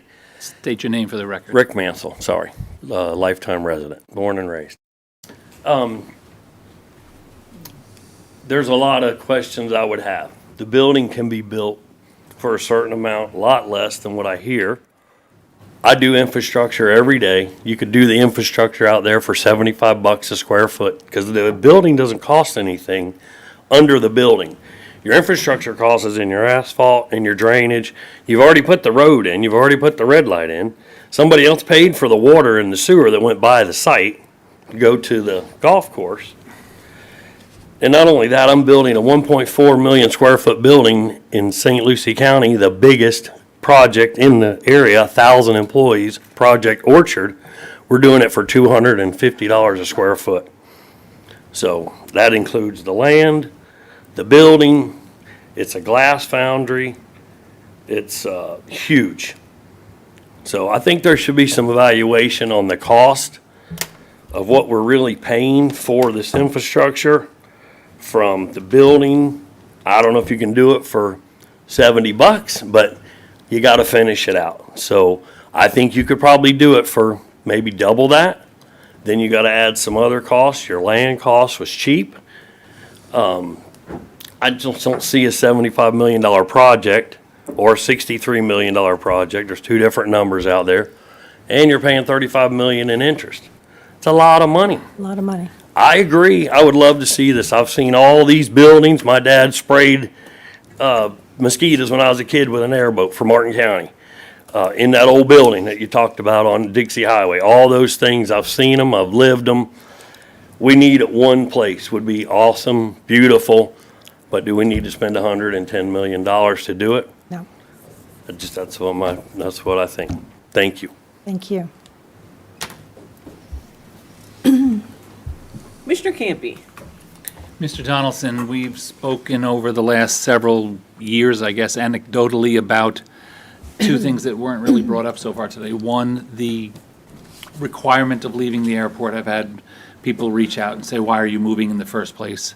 And two, when we hear people say, well, why didn't you do this many years ago, and why didn't you save the money? I think our bond counsel said it's difficult to save for a project that continues to get more and more expensive as the years pass because of inflation and cost of materials. Can you share with us, you've had a front row seat for the whole entire time, the history of what we've tried to do and why we're doing it now? Certainly. I think first I'll address the airport issue, and that is the FAA has consistently said that the non-aeronautical use of the county facility is not acceptable to airport use overall. And they also require that we pay market rent for it. So it's not that we're paying the airport essentially to stay there, and the airport's enterprise fund, so it's used in the air runway resurfacing like you saw on the agenda today and other things. And more recently, that's come to a much sharper focus because as the demand for air services and runway-dependent uses or aeronautical uses has increased, so has the FAA's concern on the lack of progress of the county making more or moving facilities like ours off. And that came to a sharp point in 2025, or in this last year as well, with the FAA considering a Part 13 and a Part 16, which would result in a trial. And in all of our conversations with our legal counsel and FAA staff is that they're more than serious and they're frustrated with the lack of progress. Part of that commitment by the county is that we were moving off of the airport in our VCAP presentation that was ratified by the board this last year. And the FAA is continuing to monitor that progress. So that's a real issue. And it comes with, unfortunately, real threats in terms of how it would impact our ability to stay at the airport. The other thing is why didn't you save for it? And I know when I came here in 1996, and then in '98 when I became the engineer or public works director, those facilities were in bad shape at that time, and we were constantly looking for, maintaining what we had. And of course, it's hard for people to realize if you haven't been in a Martin County resident, or I'm sure Rick understands, the type of equipment that our staff were using was much different today. I always tell my staff of Martin County, I'm fortunate and been able to, as time has progressed, invest in more efficient technologies to get the work done, but we're generally not too generous on how many staff we actually have to do the work. So there's a lot of components in our general services and our public works area. If you look at it, you compare the team of, and I'll use traffic as an example, it's a very small team that is noted by District 4 as the best traffic management team in all of South Florida, but they also per signal, per whatever unit you want to put, we have the least number of staff. So, and so that's important that these are essential services. You're not going to get an AI bot to fix your pothole or clean your street after a hurricane or after a flood, and we've had a number of those. 95 was a significant event that kind of triggered the whole reevaluation of how Martin County does drainage. So I think what's important to know is that we've often had a lot of infrastructure in the county, roads that were constructed by subdivisions in the 60s and 70s with metal pipe, and we've always been tracing deteriorated infrastructure.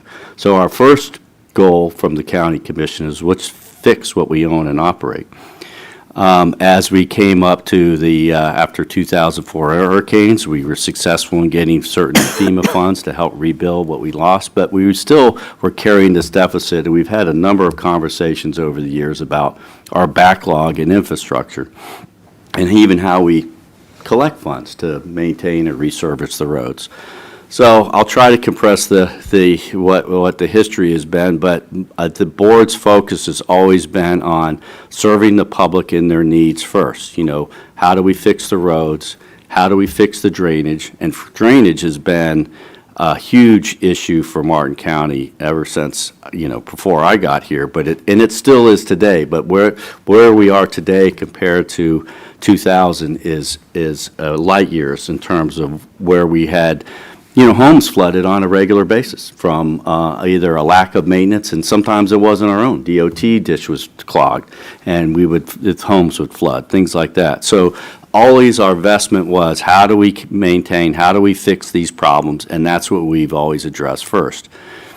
Then along comes a Great Recession, and you certainly had no money to store then. We shrunk government quite a bit, and then it was basically a mode of you wait till something breaks and you fix it. And it took the state of Florida, and Martin County was part of it, over 10 years to recover. And again, the continuing conversation about the systems that we own and operate is how do we deal with the backlog. We went to the voters on several occasions on a half-cent sales tax to deal with just infrastructure backlog. And unfortunately, we were unsuccessful.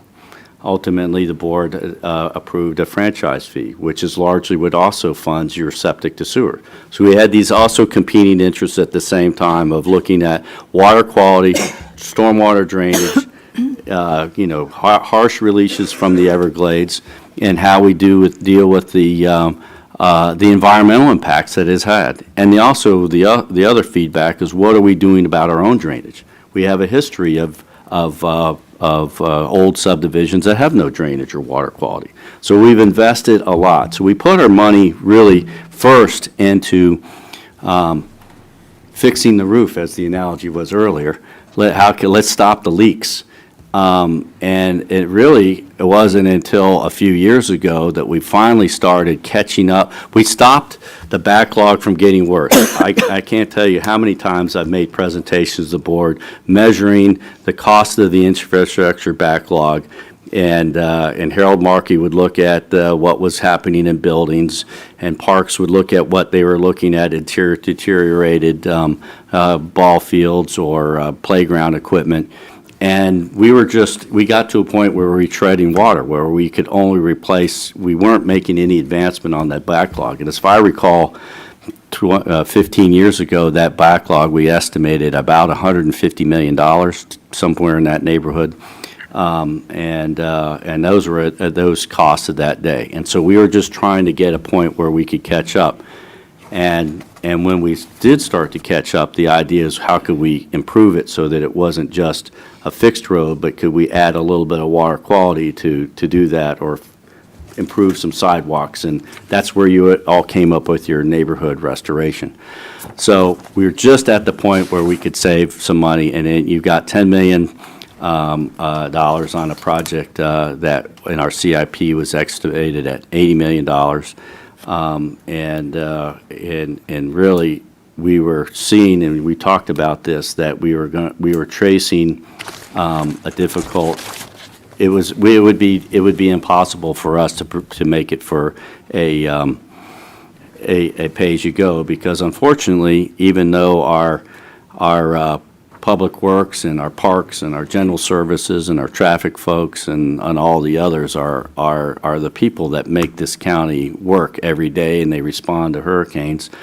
Their first line is to fix the citizens' infrastructure first, and theirs is second. It's kind of like, I guess living with the carpenter who doesn't fix his own house because doesn't have it when he gets home. But that's ultimately why we're here. It's complicated. We looked at multiple properties, all over the county in the urban boundary. That was a big, tough decision to buy this property in a newly established urban services area. So that's ultimately it. It's a combination of fix what's most important to the public first. A great recession put us back, and it's only in the last few years that Martin County has gotten to the point where we can make some advancement on our backlog of infrastructure. The jail project for that fencing has been talked about for about 10 years. And there's nothing cheap about it, several $1 million to do that. So the jail became a priority too. Fixing that. We had multiple improvements on the jail. So the county has a lot of demands on it to provide. And what's to me is important about this project is that it is a generational project. It comes at a time when, at a rare, unique time where we could actually afford it, in the sense that we have bought down some debt, so we wouldn't actually impact the rest of the counties. This will be here 100 years from now. It actually has water quality to treat the runoff from the facility we own and operate. If you looked at that image before, the runoff goes right into the creek. There's no water quality for that facility. Neither are the parks either. And so a modern facility that actually, we have to move equipment out of there because the buildings have fallen down in storms in the past. It's flooded, and so it's necessary. But so we look at the cost of this repayment. It's if you add the budgets of public works, parks, and general services together, it's roughly 7% of their overall budget is what we're talking about in terms of if you look at that. These are essentials no matter what you talk about in terms of the future of the economy of Martin County due to voter referendums.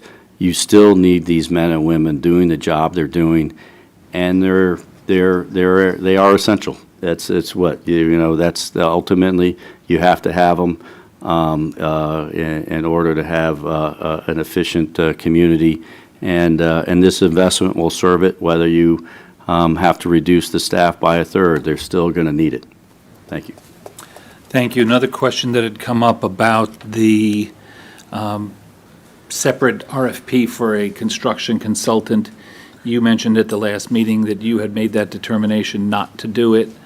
I have my own rationale, but can you share with us what your thought process was in not spending $750,000 additional money to have an outside firm oversee the project? Yeah, first of all, I think what's the most important is, we're in the people business, and it's people that make things work. And we're very fortunate to have a group of staff that have the credentials to actually manage a project of this side efficiently. We have not always had that. There have been times when absolutely we would have had to contract it out because we just didn't have the expertise and the history of actually doing projects of this magnitude.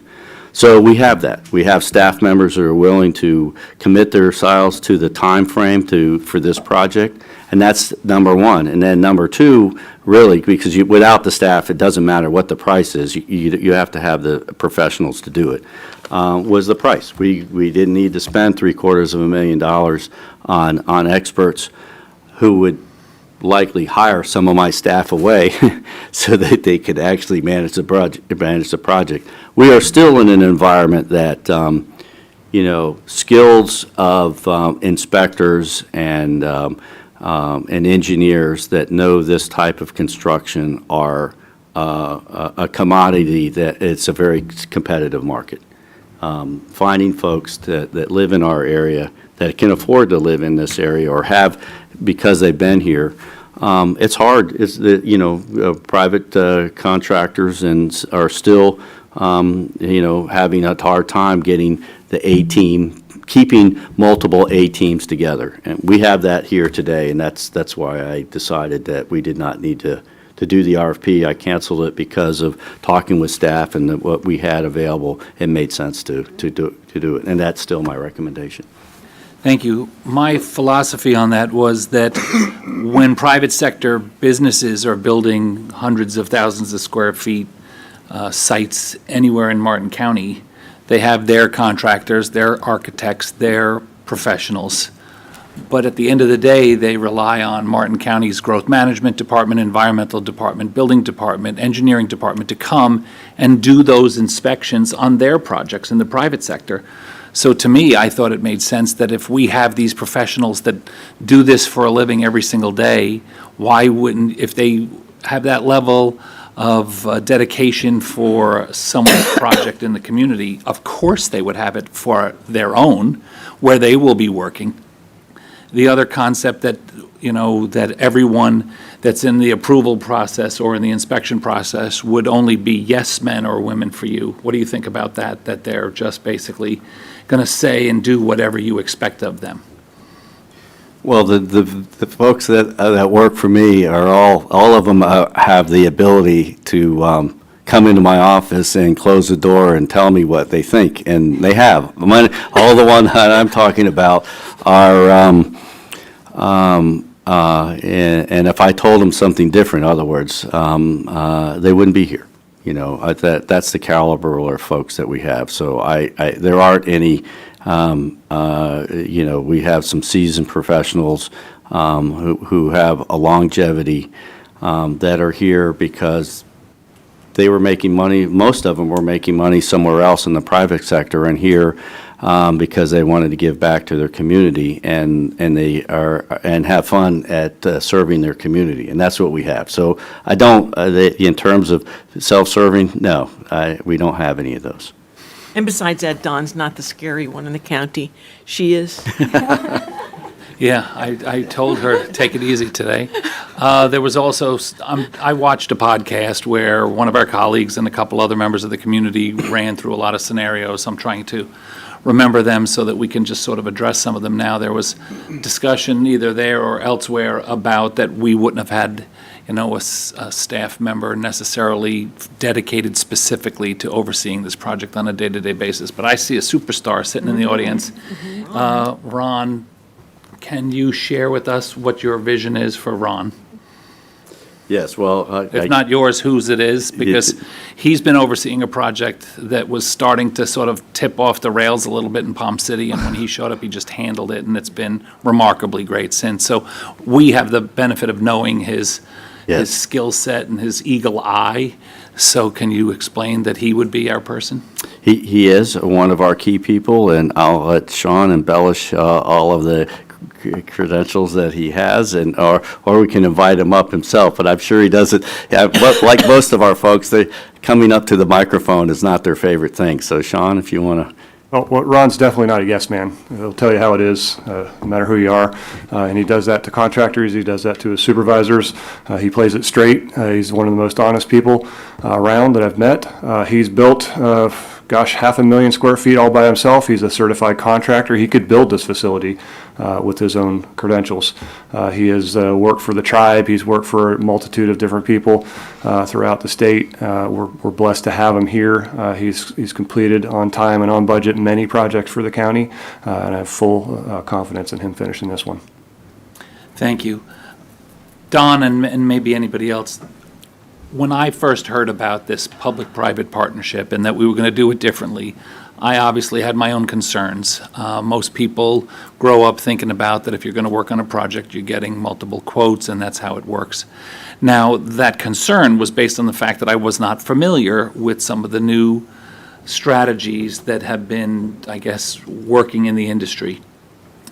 There was a concern from my friend, who's obviously been one of the most vocal critics of the project, that just because it's legal doesn't mean you should do it. He uses the example of it's legal to jump off the Roosevelt Bridge, which actually it is illegal to jump off the Roosevelt Bridge.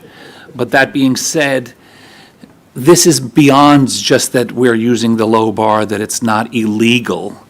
I did my own research. There's 47 other states that have done this technique. It's done globally.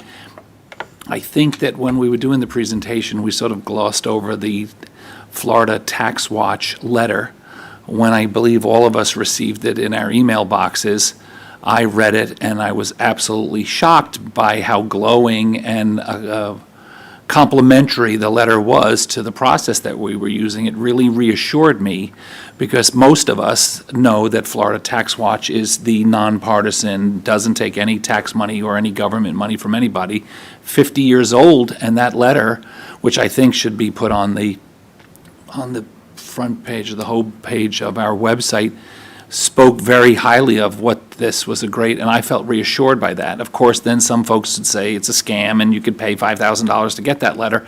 I'm pretty sure the former lieutenant governor of Florida who runs the organization would differ.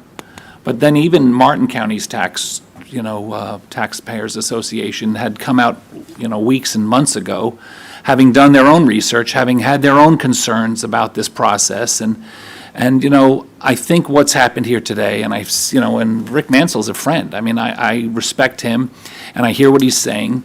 Where was the point that you and whoever wants to speak from your team either, one, embraced the 3P, and two, felt comfortable with the numbers? When I hear Rick say, well, you could do it for hundreds less, where's the chasm? Where are we as a staff feeling with our experts and our architects from PPZ, CPZ? We've had so many outside professionals giving us advice that this is the right path.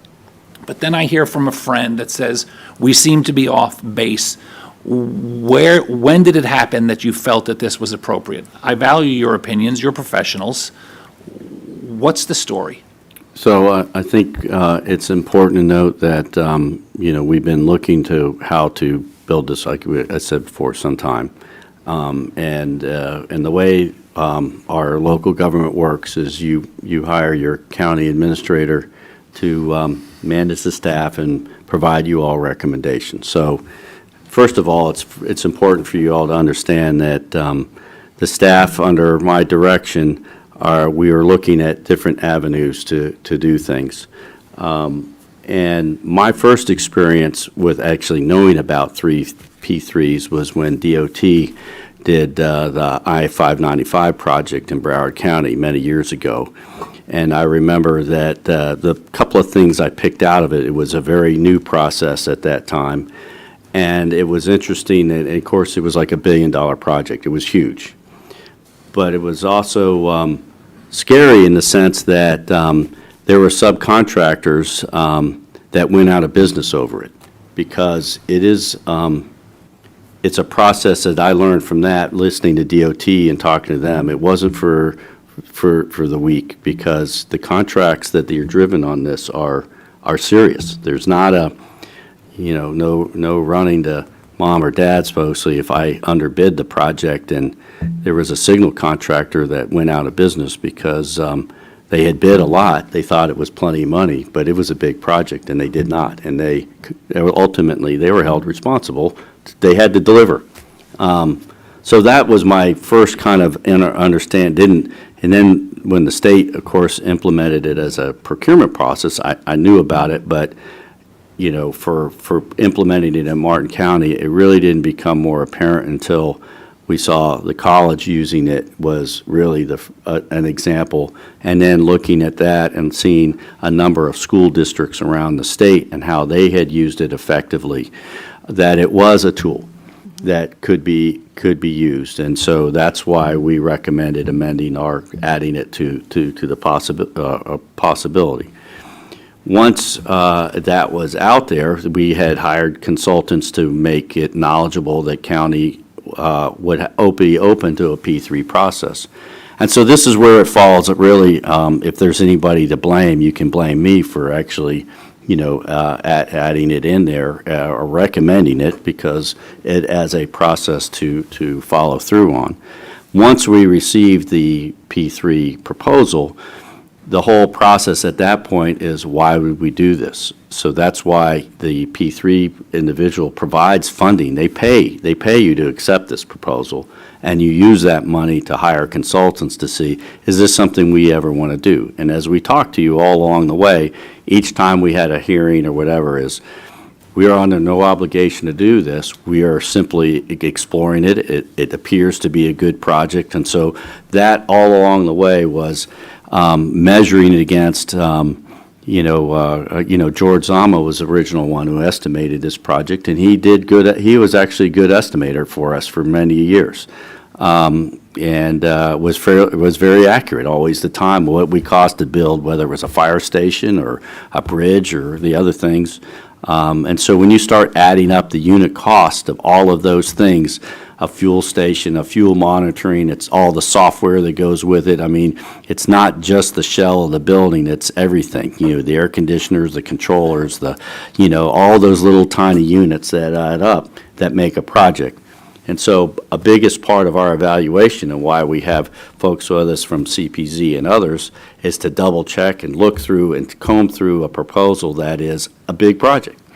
It's a big project for Martin County. But it's also a really important one because it is an essential service. These folks, their facility is critical to the long-term economic stability of this county in reality, and how we deal, especially with storm resiliency and response time. So ultimately, that's where it started. I continue to review with staff and throughout the time of what, does this make sense? And it kept coming up. And then, initially, the financing portion within the proposal was also attractive. Mm-hmm. We would be using really the savings that we were looking at as a lease option. We do that all the time with fire trucks that are $1.5 million, and you can imagine, how can you spend that much on a fire engine? But that's what they go for. Inflation has been a real thing these last years, and so and all of the facilities that we have on there are complex. That traffic facility is a very complex operation on its own. All the things that mosquito control do, while they seem to be using simple machines, it's also very complicated on how they treat mosquitoes environmentally friendly way. So each area has a very unique, a lot of equipment and things that are included in this that are not just the shell of a building. That we're doing that. So my recommendation was to move forward because, one, it was cost effective. Two, the financing that ultimately that Ms. Murley and our financial staff got was very clever and competitive. 20-year payment, all those things. We can get a facility that will, in my mind, last 100 years, have proper stormwater treatment that we don't have at all, and also storm resiliency. We can store equipment and have people there responding to hurricanes. I remember after, hurricanes and staff, driving in the middle of an eye of a hurricane to help evacuate a store. working with fire rescue and the police department, because the school had no electricity and they were leaking, and they had to move them to a new facility. And so these people respond all the time for us, and so we need that facility for them. And that's why I recommend it. So ultimately, I'm telling the public that if our commissioners are elected lay people, they come from various backgrounds. This is a complicated project. I don't deny that. Ultimately, their decision was based upon my shepherding this process through to the end and made that recommendation. So if it was too complicated for Martin County or something like that, you can blame me. I still recommend the project. I think it's a great project. But ultimately, the buck stops here with something like this. It's all those nuances, all those little details are in the analysis, but it's hard to convey that in a 30-minute presentation for you all to make decisions. And you make decisions, dozens of those every time we meet and throughout the year. And you have to rely on me and my staff to do that. Thank you. I appreciate that you'd say the buck stops with you, but I think officially the buck stops with the five of us at the end of the day. And when you made that decision, you weren't making that. I mean, obviously, people might not even understand what your background is. You're a professional engineer. You've been in the industry for, 40 years, 38 years? Yes, 40 years. And so, but you are also we rely on you, but we also get the opportunity to speak to the department heads. Can you give us sort of like the group of people that you were relying on internally to make that decision? I see most of them are sitting around here, but this is a big price tag for our residents. It's turned into quite a controversial topic for a multitude of reasons.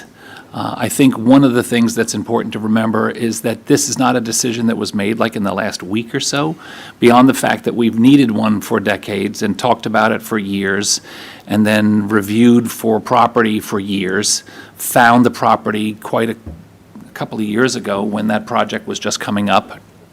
It checked a lot of boxes. Not all of us agreed on its exact location because there is no perfect location. Closer to town, you're closer to neighborhoods. And, just like anything else, you're going to have backing up, beeping of, trucks and facilities. I see, I don't want to, but if you can name off sort of your senior advisory team so that people don't think it was Don Donaldson just popped this off the top of his head. Well, obviously we've got Sean and Jim Gorton, and Matt Graham has been a big part of the team. Stephanie Murley, our county engineer, our utilities folks have been involved. Our building officials. There's actually quite a lot more, and then all of their division managers and others were involved in this. I think. Perhaps it would be good to actually give a list of all those participated to you all commissioners, because it is, I couldn't name them all because there's a number of them. And they subcategory down. Yes, exactly. I like the idea of putting that, the decision-making process on the website. The other point to be made is that this company that we're using, BTI, is not a Martin County company because there are no public-private partnership companies, as far as I'm aware, that operate or are located in Martin County. But one of the things I mentioned when we were making the final decision was the two things that I was looking for in order to show my support was, one, that as we consolidated from satellite locations throughout the county, that unless there was very compelling reason for the county to keep it, i.e. maybe Halpatioke, that little spot there, but the rest of them should be put back for sale, back to the private sector, back onto the tax rolls. That generates cash. I don't know where that cash can be used as a pay down. I would tell you that the property that was shown in that picture, that is the Parks and Rec facility on the southern side of the fairgrounds at Dixie and Indian Street, is probably one of the most valuable pieces of property that the county owns. That should bring a number. I also said, and I see I appreciate that you came back again, because your company was getting pretty beat up in the process as well, and I apologize, but I'm sure you can handle it. But we made a strong request that beyond the fact that it went to a company that wasn't based in Martin County, that a majority or every opportunity should be used to provide service from our subcontractors. We have some of the best. I mean, everybody feels that way about their own people, but I think that was an important part, and we seem to agree. So those are the things. In terms of what else was causing great concern, I would say this, especially after I appreciate what we've done. Originally, we did the little infographic to try to quell some of the concerns and questions that people had. And then a couple of meetings ago, I had mentioned that I thought we should do some little videos where we can give a more of a visual kind of concept so that the people that are interested. And then this came where it felt like we needed to elevate it more for this level of recap. And I know that all the work and our staff have, done in the last couple of weeks, I think we owe it to our citizens, our taxpayers, because they had questions. But my final point is this: there are some people that will never change their mind on this. We could bring everybody out. Warren Buffett could come here and tell you that he thought it was the best thing that ever happened, and some people are not going to change their minds. And it's sad because some of them I would hold in very high regard, and they're furious at us. I appreciate that they don't think we're corrupt, but they think that we're incompetent. Not all of us, because we got someone at the end who did not want to participate, but 4 of the 5. And that's not ideal. I don't like, we get it. I think that we rely on our professional staff, and then the staff also relies on professional consultants. So this is for the people that are willing to be objective, and this is what we're doing. I have no intention of changing my mind, especially when you hear that it would be absolutely catastrophic to do that. It wasn't a decision that we made because the legislature decided that they were going to put a property tax referendum on the ballot, and that the next day we decided to pull this out of our hat. This has been in the works for months and years. So for the folks that are interested in hearing the facts, you got to hear them. And for those that we've changed their minds, I appreciate that. And for those that we weren't able to, I'm sorry. So we brought up some good reasons why we haven't been able to build this facility earlier, and one that's a huge reason that hasn't been brought up is we had concurrency requirements.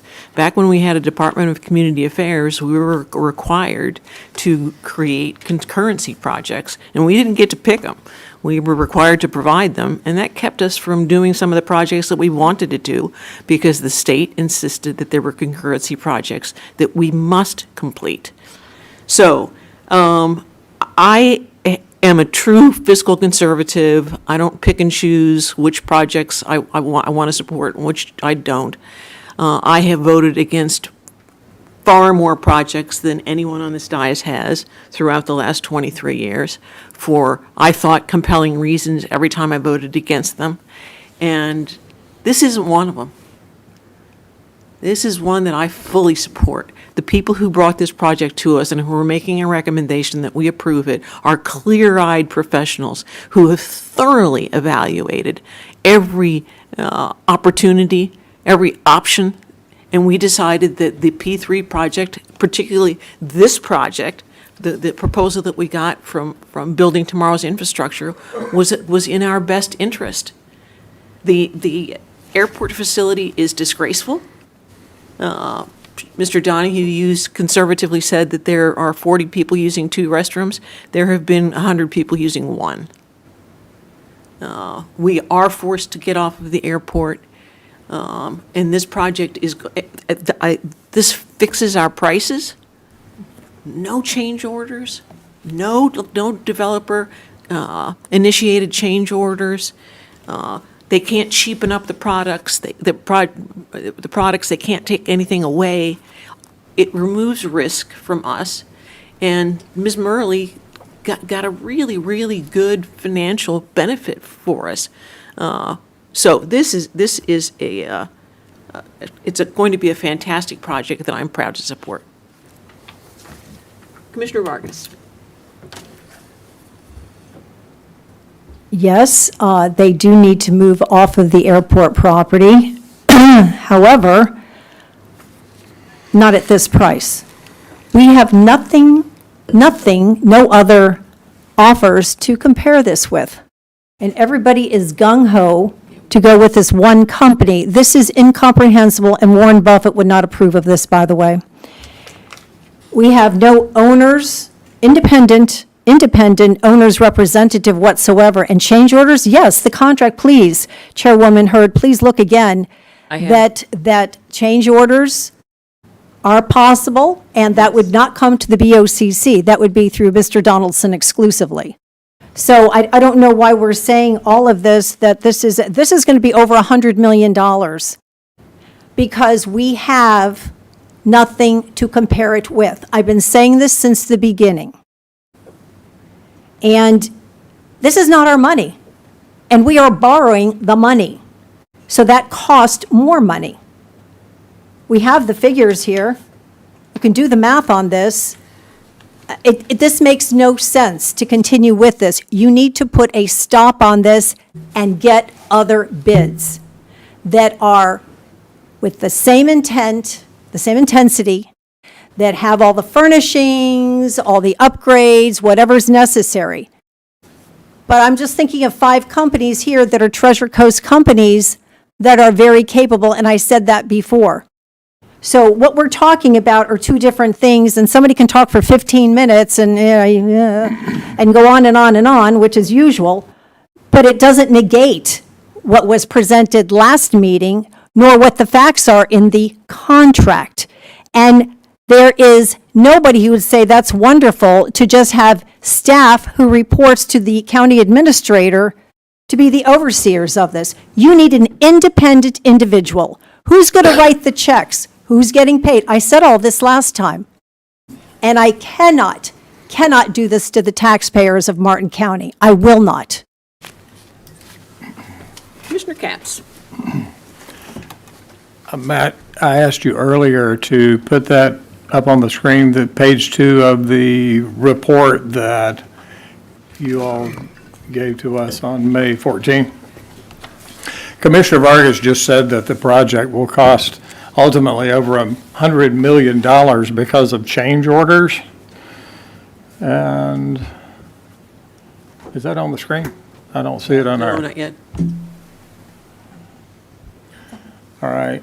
There's the table at the bottom that says cost per square foot of construction.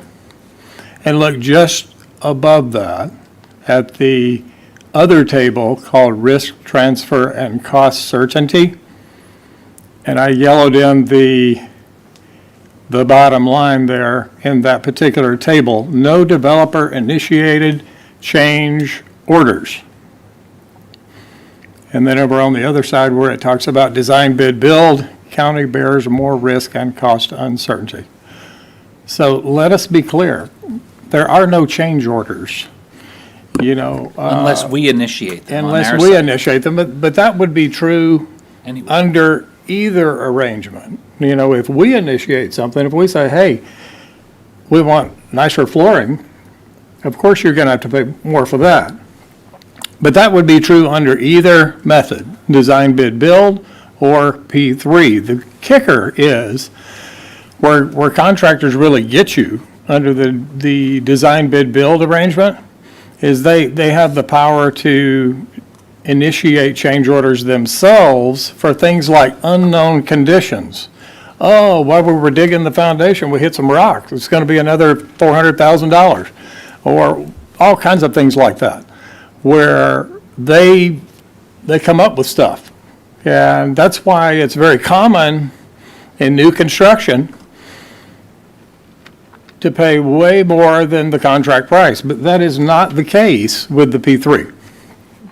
And then I want to recap something that I said earlier during this hearing we've had this afternoon. We had 10 examples of recently built buildings or ones that are in the works where the prices per square foot are $500, $600, $700, $800, and $900. It does not say that one. That's what it said, right I there. know that's what it says, but that is incorrect. And I've You, said that you keep several wanting, times. you keep wanting to focus on one of those little, just take your thing out. Turtle Beach. Forget the sea. sea, All all right. $900, Mr. Okay. Capps. Come on, you're in Okay. business. All right, let's Okay. take that one off. Well, Since you want, since you want to, This is a vertical square foot, one portion of it. I have reviewed this last time also. I also went to the Parks Director, and we spoke with Mr. Donahue also. but we have 10 examples. Even if you want to pick at one of the smallest projects on the list, take that one off. But we still have 9 examples here today where the prices were in the 5s, the 6s, the 7s, the 8s, and the 9s, all right? So we got tons of examples. I read you an article from the city of Port St. Lucie that's doing one right up the road for right about the same price. We've got all of these examples. And, you know, Kevin Powers came in earlier, and I wanted to emphasize a phrase that he mentioned, and he's someone I really respect with a background in real estate and development, and also in government as a member of the South Florida Water Management District for 8 years, where he had to approve numerous gigantic public contracts. His phrase was, twice as long and twice as much as the private sector. I think that's the bottom line here. When you're building things for governments, the rules are vastly different and the prices are very, very different. We've had a couple of private respected businessmen in our community come in here throwing out numbers in the 2s. And I think the story there is they're private contractors who build in the private sector. And the public sector work is very, very different. One other thing I want to mention is that 9 or 10 examples that we talked about earlier, those were almost all of them were design bid build projects. Those were competitively bid projects where we had multiple bids. And these were the prices that still came in. So that's really important. Do we have a copy of the Florida Tax Watch letter? I have one here if you need it. I'd like you to read it. It would take me it would be easier if I got that from you. Yeah. I'm not going to read the whole thing, don't worry. I know it's getting late. I'm giving my only copy, so I'll need to see it on my screen before. I just want to read a few lines that I highlighted. All right, dear Chair Hurd, Florida Tax Watch is an independent, nonpartisan, nonprofit taxpayer research institute and government watchdog. For over 47 years, we have worked to improve the accountability, transparency, efficiency, and productivity of Florida's government. I am writing to you to express my enthusiastic support for the board's April 21, 2026 approval of the comprehensive agreement with Building Tomorrow's Infrastructure for construction of the new Martin County Operations Facility. So I think we're dealing here with an organization that has a tremendous amount of credibility when it comes to government contracts. Let's skip down to where I put a star on the page. The fiscal case is compelling. The county's third-party consultant professional analysis identifies savings to the county exceeding $20 million. And right at the very bottom of the page, where I have a inked-in circle, something I think is very important. The project is slated to break ground this fall and reach completion in under 18 months for the board's approval, roughly half the 3 to 5 year timeline, a traditional process. And can you flip to the next page? Typically requires. That's really important. 3 to 5 year normal process. We don't have that long to get off the airport property, folks. That's the whole reason we went with the P3. We got to get out of there. And this company can build this project in 18 months. That's the whole idea. And then the last thing, well, second to the last thing I'll read. Look at that next paragraph. The board deserves praise for this outcome. And then let's read the very last paragraph. Martin County chose the option that serves its residents best by executing this comprehensive agreement expeditiously. I commend the board for its leadership and encouragement to continue into an accountable and fiscally responsible future. So I just wanted to highlight a few of those things that I thought were real standouts and the evidence that we've presented here today. Any further comments? Mr. Donahue, Mr. Graham, Ms. Murley, Mr. Donaldson. Yep. Fine job of presenting facts, thank you.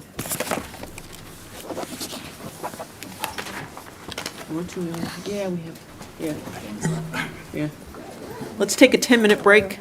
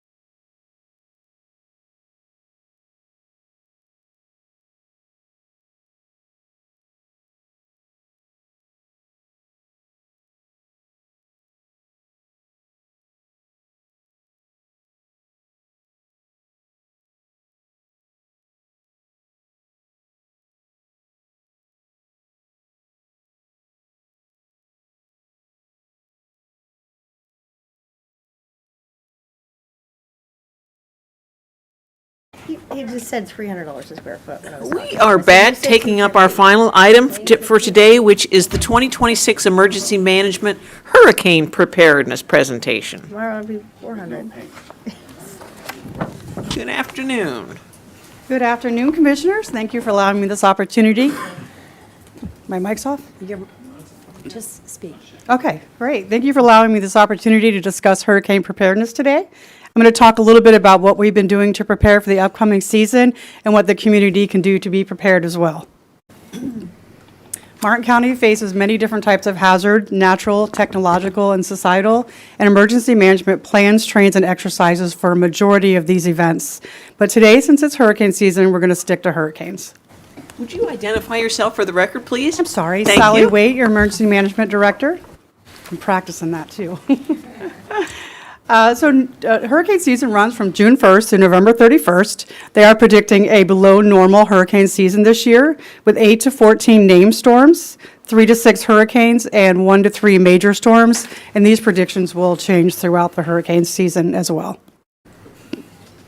The reason for the below normal activity is El Nino. El Nino increases the upper level wind shear across the Atlantic Ocean, and it is historically associated with fewer Atlantic hurricanes. But I just want to point out that Hurricane Andrew in 1992 devastated Miami, and Francis and Jean in 2004 both had an impact in Martin County, and all 3 of those storms were in an El Nino cycle.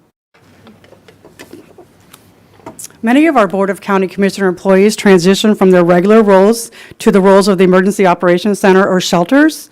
So to help with that transition, we held 14 trainings, 11 exercises, and trained over 483 employees and partners. Evacuation Zone A or B, Evacuation Zone C or D, or Evacuation Zone E. And just remember that if you live in a mobile or manufactured home, you are in Evacuation Zone A, B, regardless of where you live in Martin County. The next step is to build a kit. You should already have your kit ready since hurricane season already started, but if you don't, you should have clothes, food and water, at least 1 gallon per person per day, and medication. And it's important to remember that many times before a storm, the pharmacies will open and allow you to refill your prescriptions earlier. The third step is to make a plan. You should write your plan down, share it with your family, share it with your friends, know your evacuation routes, your meeting points, and your contact numbers. You should make sure you let somebody know where you're going. And if you're going to a shelter, you should let somebody you know that which shelter you're going to. Speaking of shelters, we have 8 general population shelters in Martin County, 1 special needs shelter, and 1 pet-friendly shelter. And not all shelters are open for every storm, but I just want to remind you that a shelter is a lifeboat and not a cruise ship, and it should be your last resort. Not the fourth step. Our special needs shelter is available for those people who need a little extra assistance besides that we get in a regular shelter, and you must register for this shelter. Transportation is provided if needed, and you must meet the medical criteria to be approved. The fourth step is to stay informed. You should follow us on social media, sign up for Alert Martin, call us at the Community Information Center at 772-287-1652. There's a bank of operators just waiting to answer all your questions you have about the storm and everything that's going on in Martin County. And then circle back around to us and visit our social media platforms because we have continuous information leaving those sites. The fifth step is to get involved. Neighbors helping neighbors is vitally important. Assist your neighbors with preparedness activities such as putting up shelters or bringing in their patio furniture, and then check on them after. Depending on the storm and the impact of the storm, it could be some time before someone gets to your area. And in closing, I'd just like to say that hurricane season is a shared responsibility, but by working together, we can help our community recover and make sure that our friends and family are safe. So be prepared. That's my closing comment. That's good. Does anybody have any questions? Questions? Just a comment. I'm a Floridian. I lived through Hurricane Andrew, and nobody was immune from the effects of that. My sister's home just exploded also. Hers, was a frame home. But anyway, it was all the way west. So it wasn't on the coastal area. And we all stood in line for ice and water and food. Churches were handing out food. So Is there an easy way to find food if we need to, or water or ice? Or Yes, absolutely. We actually put up points of distributions. We call them pods. The last one we had during Hurricane Milton for the tornadoes was at the fairgrounds. And the National Guard came down and helped us deliver food, water, and ice. We also had many nonprofit organizations such as the Salvation Army distributing food to our communities as well. So yes, we definitely have a plan for that. Super. Thank you, Ms. Waite. You're welcome. Very thorough. Any further questions?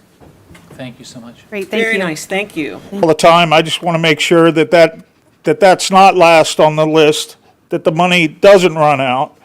And then the other thing, on my way to the CRA yesterday, I passed by the docks. They have a wonderful new dumpster enclosure around there. With a dumpster in it, of course, gates are closed, looks great. Right next to it is an upland mooring facility, and there's a dumpster sitting on the ground.